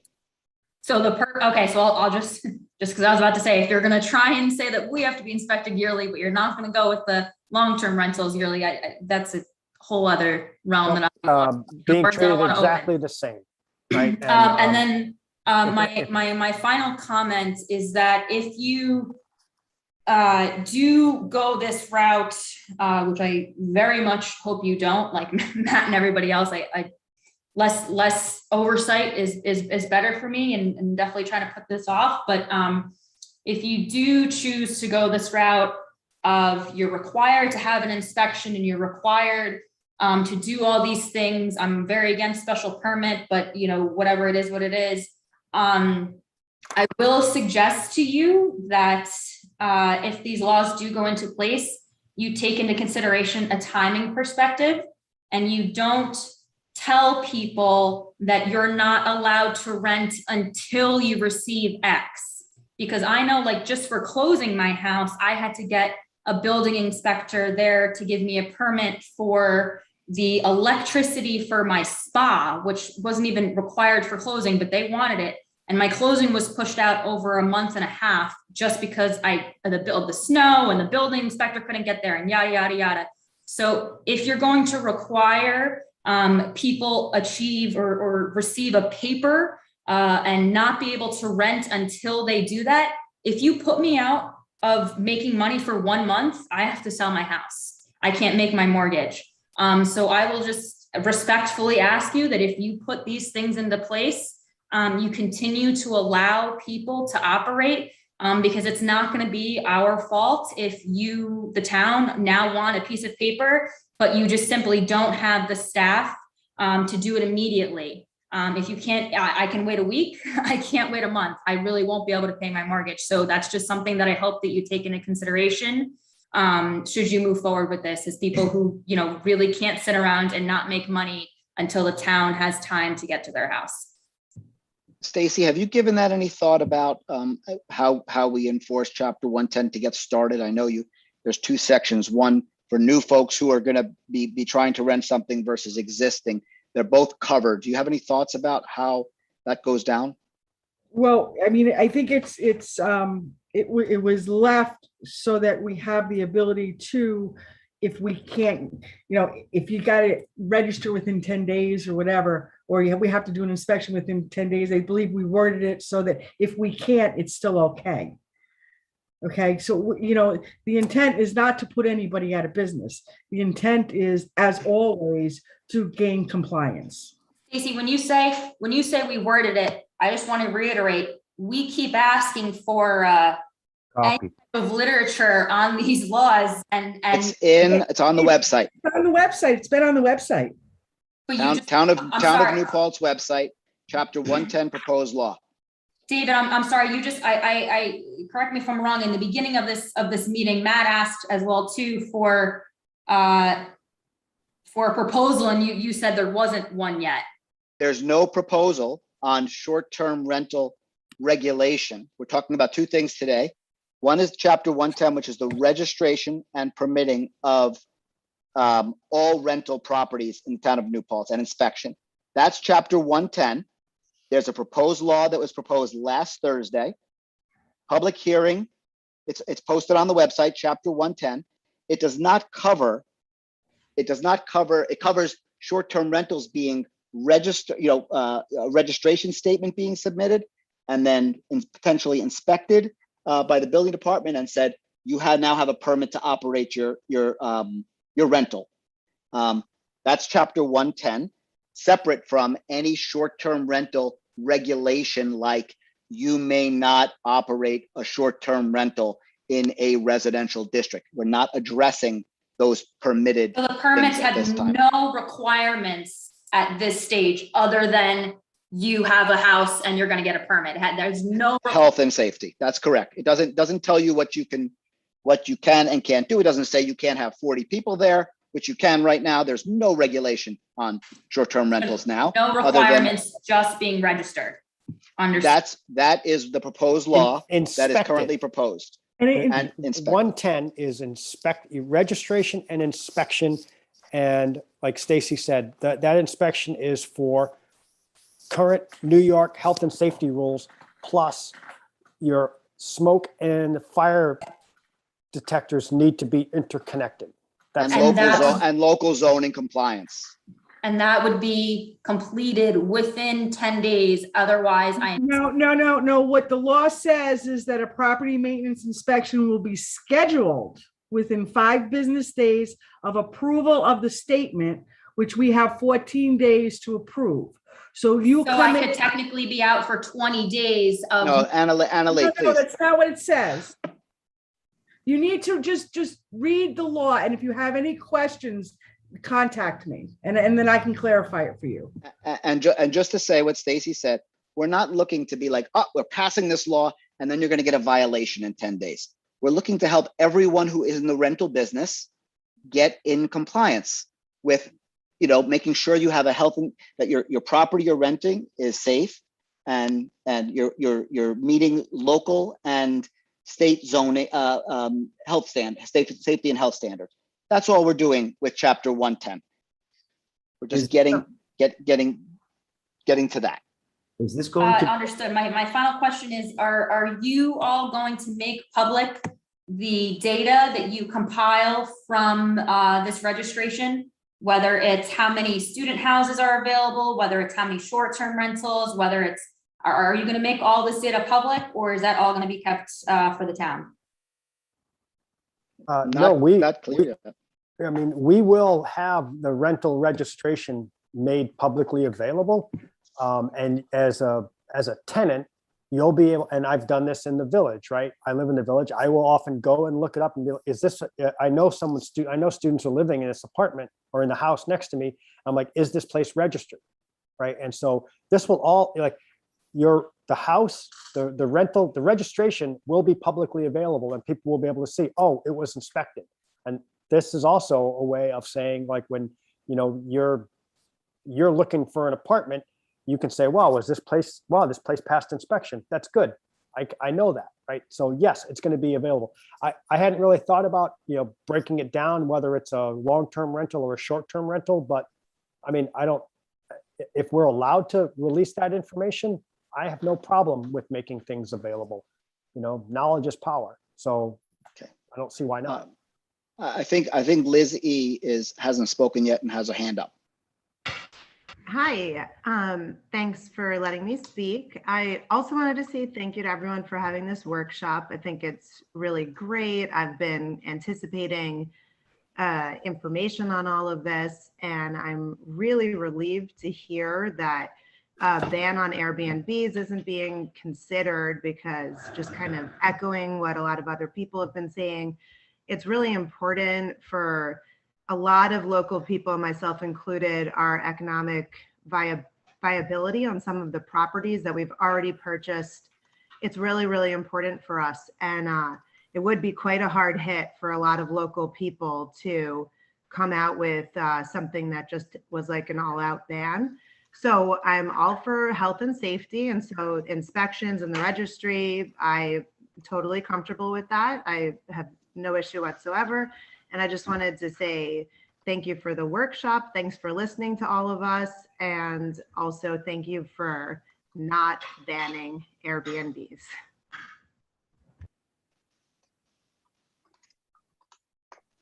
Okay, Ahmed. Thanks, Liz. Thank you very much. That very quick clarification. November 4th, and I will look it up online. My laptop is giving me a hard time to pull up 2 screens. Is a vote, right? Is this a vote? No, this is in law. This is a law. No, it's not a law. It was a proposed law. So this is a proposed law by our laws in the town of New Paltz. We have a responsibility to give the public a chance to speak on that law, and the public hearing for that law is November 4th. I would say it's likely that we will keep the public hearing open for at least that meeting, if not another meeting. Is that correct, Neil? It's unlikely that the town board will vote on passing that law on November 4th. We're going to let people find out about that law, read about it. So many of you haven't read it yet, which is to be expected, and take a look at it, read it carefully, understand our intention, and please come and speak at the public hearing if you have suggestions on how that law can be better written. Will it be available online? The law is already proposed law is already on the town of New Paltz's town board website, on No, our, I on our think website, town of New Paltz. to attend on the 4th. Matt, We've been Zoom meetings only, right, Neil? yeah, we're still Zoom meetings. Okay. But we hope to get back in person soon, but it's still Zoom meetings. And you can find out the agenda of that meeting and attend in the same way you're attending this meeting. Yeah. This is all, this Even- is a town board meeting. Even when we go back to in person, I think we're going to be hybrid for a while. Just for because the comment, I did not know about any of this' existence until 45 minutes before it happened when Airbnb emailed me. Not anybody in the town, the village. No, we don't call you. You can check the town of New Paltz website to see what's happening at any time. We have meetings the first and third Thursday of every month. and we you can have see what's going noticed on. the public hearing is also different. This is kind of a workshop. You know, this was kind of noticed in the same way we notice a lot of our meetings where, you know, we put it up on the website, it's on the calendar, all the information's there. But for the public hearing, you know, that's on November 4th, that was noticed in the paper in, you know, the legally, you know, way that we have to do it. So that's a much bigger, you know, if we're going to be proposing a law, we have to have a public hearing. We notice it to the public in the newspaper of record. We also put it up on the website. And so that's different. You know, we and not everyone reads the paper anymore, unfortunately. So I'm glad you heard about this, but you know, we want to hear from people, right? This is important. I don't want to just pass a law and in the middle of the night without hearing from the public, because that doesn't do any of us any good. So And I think an important distinction here too is that one, we have very rarely had a first public hearing for a law and adopted the law. So I just think that's important to note. But two, a public hearing is not what we're doing right now. This is a very intentional thing that we're doing to have a dialogue, which honestly, we very rarely do, but we're doing this because we understand that people have strong feelings about it. And we're really very much just in the info part of this process as well too. Public hearings are largely just the opportunity for people to be said and be on the formal record. It's not a back and forth like this. And I'm only mentioning that now just so people can understand what they're getting into, that this is a unique setup that we're currently doing right now. Yeah, don't be disappointed. No one's going to talk back to you at the public hearing and answer questions. It's not going to be like that. You have 3 minutes to speak about your feelings on it, and we listen and take notes, but we don't have an interaction like we are here. This is unique.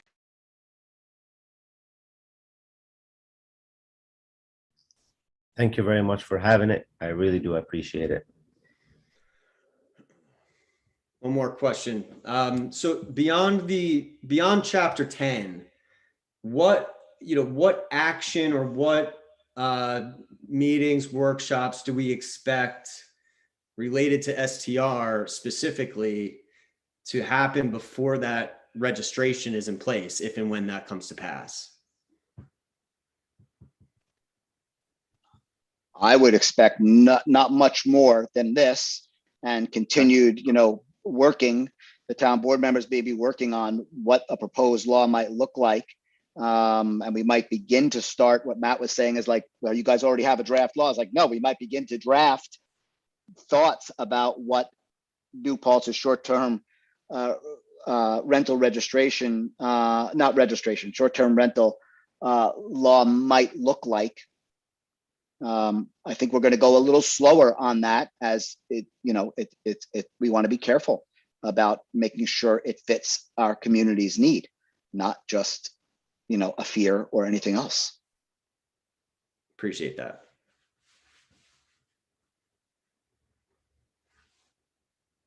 Matt, did you have another comment? Yeah, one to Ahmed's defense.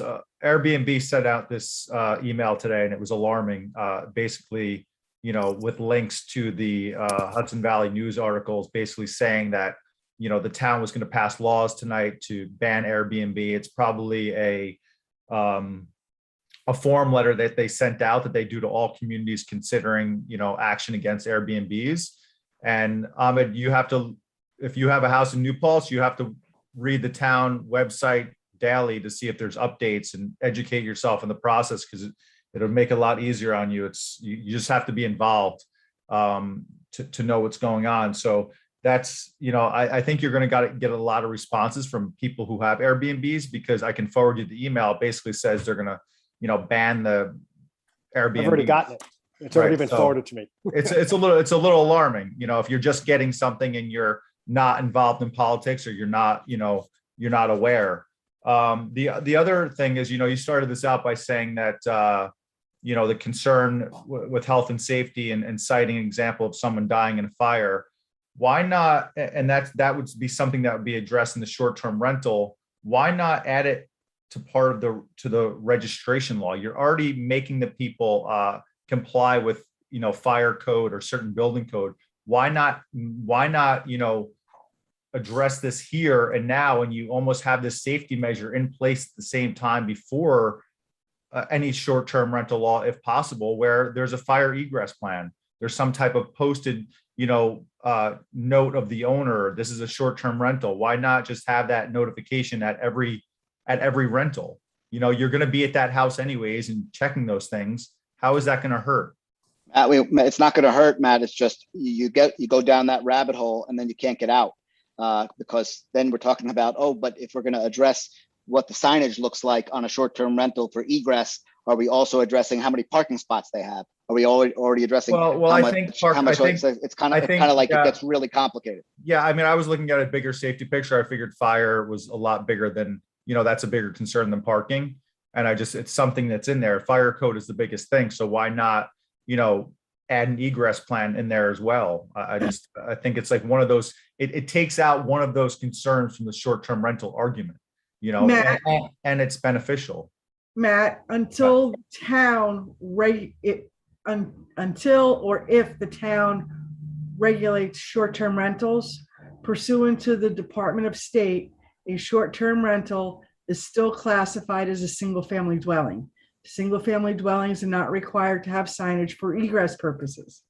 Okay, therefore, unless we go into, like David said, that rabbit hole, okay,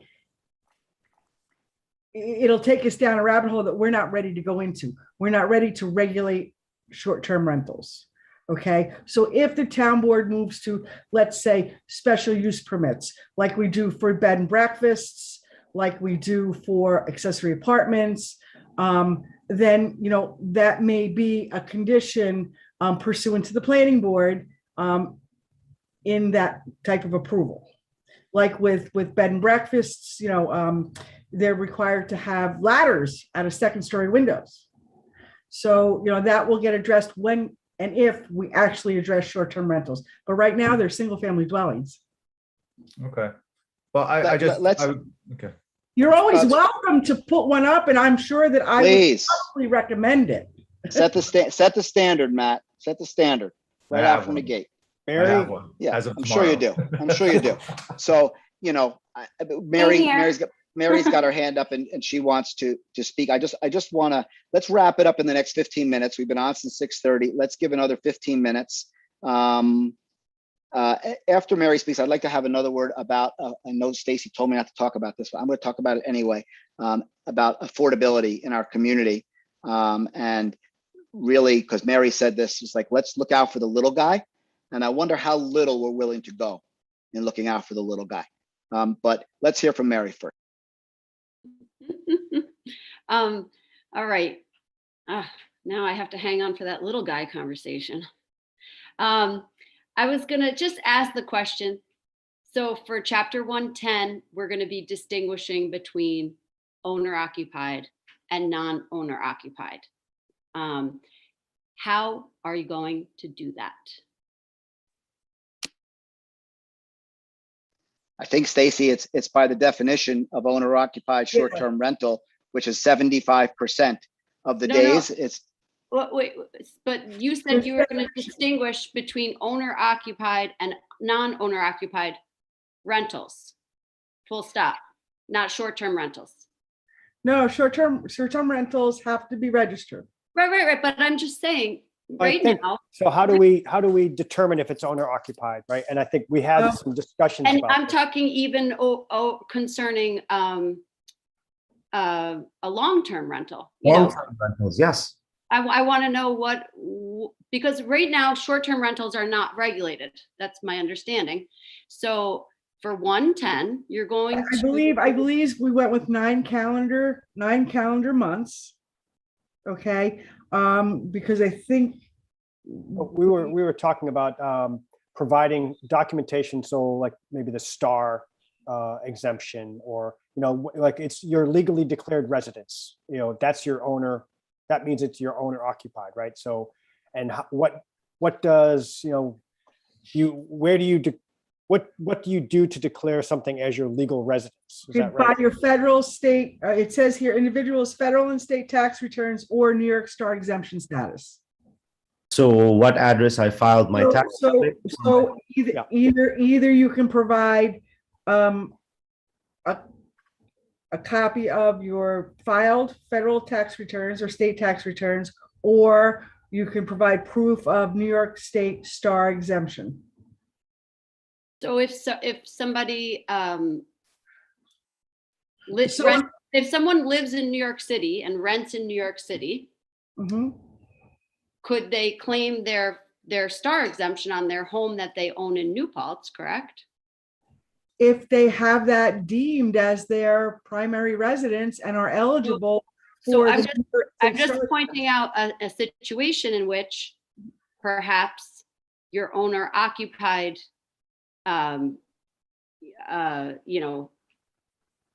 definition could be a little loose in terms of affecting certain people who don't reside certain places versus other people who do. I just want to point that out because again, when you get into when you're going to do this, and I totally appreciate the fact that you guys are public servants, and I wouldn't tackle the job. So I appreciate that you're doing it. And then, as you know, when you do that, you may be inadvertently picking winners and losers and pushing some people, in and some people out.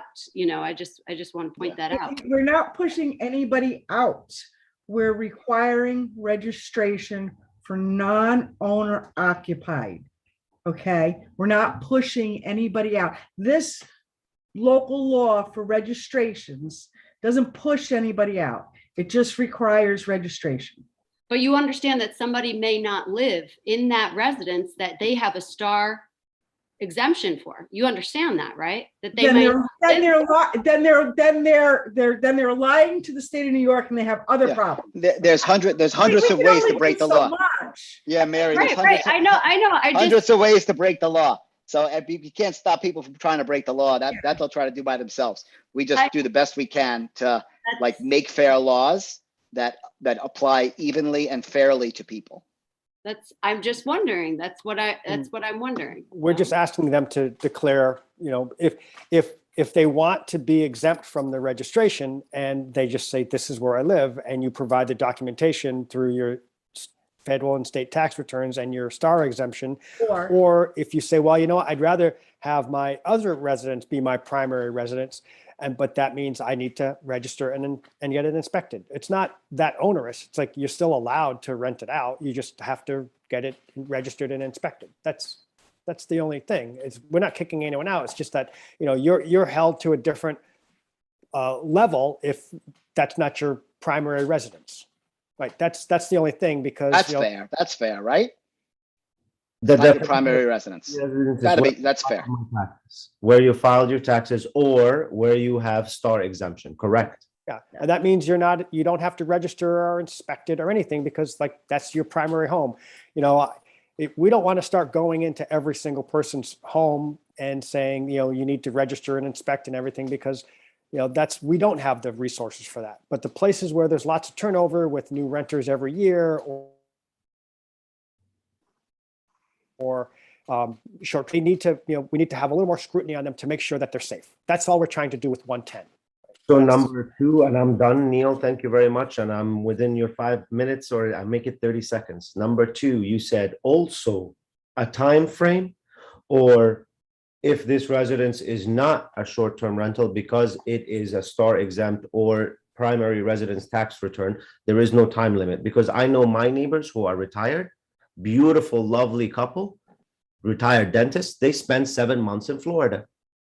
and I pop in and grab the mail sometimes, and so does that mean? Are they renting it? No. Oh, that's okay. But It's okay, they're not renting it. What if he is renting it now? Does that make him non-owner occupied? So everybody that's not in, so the time frame, you're gonna do it 9 months. So I think there is no time frame on 110.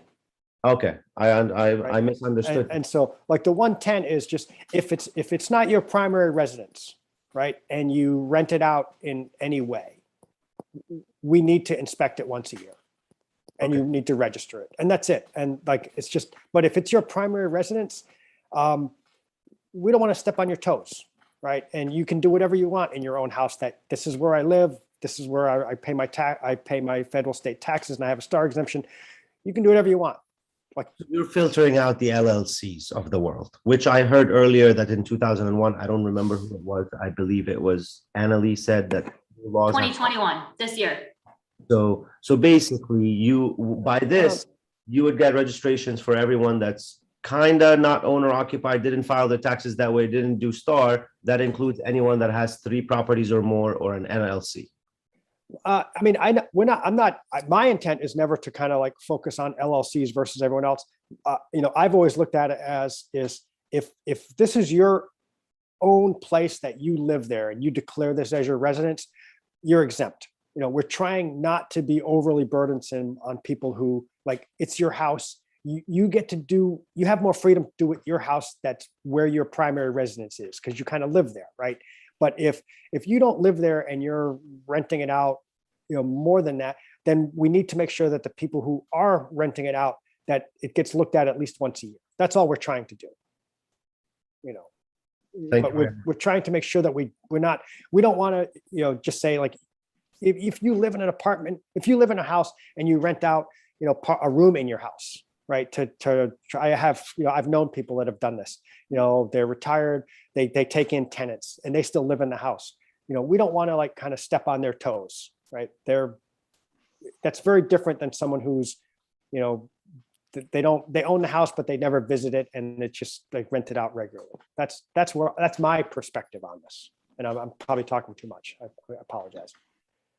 Mary, you had your hand raised. Sorry, that was left up from before. But since you just mentioned it, I will say, one of the reasons that I think short-term rental is attractive to people who own a second home is because they can go in and check on it. Whereas if you're renting, long-term, you don't have that control. You can't go in and make sure it's safe and everything's up to snuff. So I just wanted to mention that, because I know a lot of people who Airbnb take a lot of pride in their place and they go in and they use it for their own purposes, for their own family. They put their own family up in that place.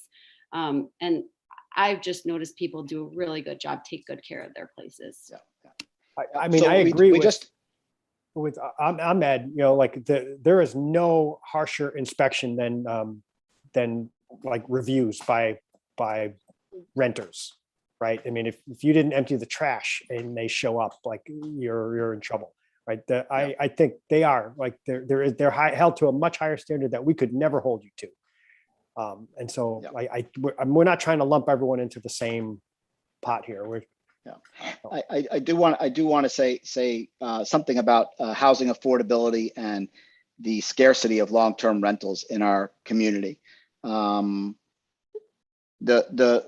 folks who are disadvantaged from the growing short-term rental business and the growing Airbnb business are folks who are looking to live in our community in a long-term rental situation. There's an extremely low supply of long-term rentals because why it's so much more valuable economically to rent your house on a short-term rental basis. So folks looking to enter the market here and have a residence in this town, very, very challenging and very difficult. So when we talk about favoring the little guys, I just want to be clear that it's not clear to me that allowing short-term rentals to just operate freely and what that ultimately drives the market for housing up further in our community and makes housing affordability really difficult for folks who are trying to enter the market.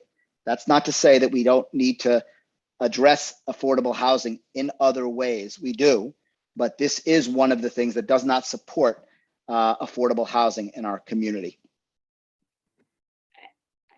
I don't have my hand up, sorry, but I do want to push back on that just a little bit because I think that there are some, I think there are Airbnbs that would not be operating as long-term rentals if Airbnbs weren't allowed. I think they'd go back on the market and sold as single-family homes. So I think it's a, I can confirm that, Mary. I think it's an assumption that, these 200 Airbnbs, if you outlawed it tomorrow, would all become long-term rentals. I don't think that's the case. I think they No, I don't, but I do think that housing prices are artificially inflated by an unregulated short-term rental market.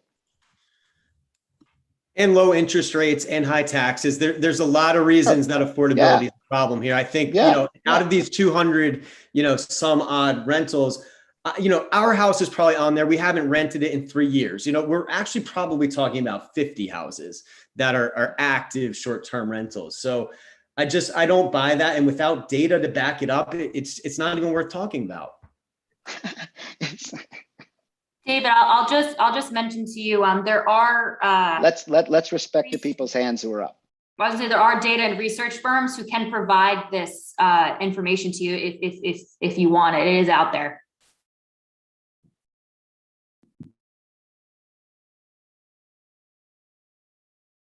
Neil, I think we got 2 minutes, and Lauren has her hand up. Yeah, Lauren, Matt, your hand has been up for a while, but I'm gonna let Lauren talk first. I hope that's okay. And I was muted, so thanks, David. Lauren? Hi, I was trying to come to you from my bathroom because it was in my bathtub. It was the only place my 7-year-old wasn't, and now he is. Hi, buddy, I need a minute. Okay. Kids are welcome. Yeah, sometimes. Actually, he's been privy to many an STR Zoom meeting because we're Gardner residents. And so we spent the last 2 years in their Zoom meetings. So I guess I want to say thank you. It was great to hear from a lot of the other STR owners. And I want to pretty much echo their sentiment, and especially in the same vein as Mary, which is to say, like, if your stance is to maintain not being punitive to non-owner occupied and essentially, Airbnb superhosts, please, I beg of you to maintain that stance. We're essentially New Paltz ambassadors. I don't do it to make max dollars, as Stacy had pointed out earlier, and no disrespect at all. I get it that plenty of people, I'm sure that is their sole reason for owning one. But in the 4 years that I've had one, my main purpose is the fact that this is an awesome place and people are going to be here anyway. I want to represent it well. So many other Airbnb hosts that live here or live here part-time or used to live here and want to live here again. We do our best to show a good face of our town, to do it the right way. And every month we spend, honestly, hundreds of dollars around town buying local soaps, buying local chocolates, doing all these nice things to fill our house, giving passes to go to Mohonk, to go to Minnewaska, spending tons of money to make sure that people are going to the right places, that they're wanting to come back. I mean, I can't tell you, just this weekend, we had like our 10th engagement. People get married at our place. People get engaged at our place. I get tons of people that used to live here, that want to live here again, whose kids go to SUNY, so they need a place to stay because they don't want to stay in a hotel. So I beg of you not to take away some of the things that really are why New Paltz is a crowded place. I know it is. I get frustrated. Nobody likes sitting at the light at Bacchus. Let's be real here. Like that part sucks. And I don't like thinking that I'm part of a housing crisis either. I have several friends that they don't have anywhere to live because they lost their houses during COVID. And I think it sucks. My place is really small. It doesn't make sense to give it over to any family that I know. And so I haven't. It's allowed me to have a job when I had to homeschool my kid for almost a year because school couldn't get their act together. And You know, like I have a job because I have an Airbnb. Otherwise, I'm an organic flower farmer.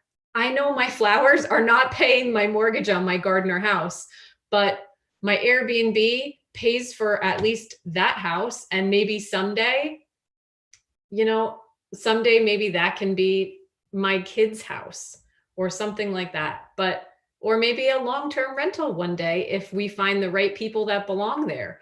But in the meantime, I mean, it's income that my family and so many, apparently maybe 200 other families in New Paltz need because they're, you know, they're renting their house for whether it's income to, you know, fund a vacation that they're taking at the same time if they're living in their Airbnb, or, you know, it's just making ends meet. So please don't take my job away from me. I'm really good at my job.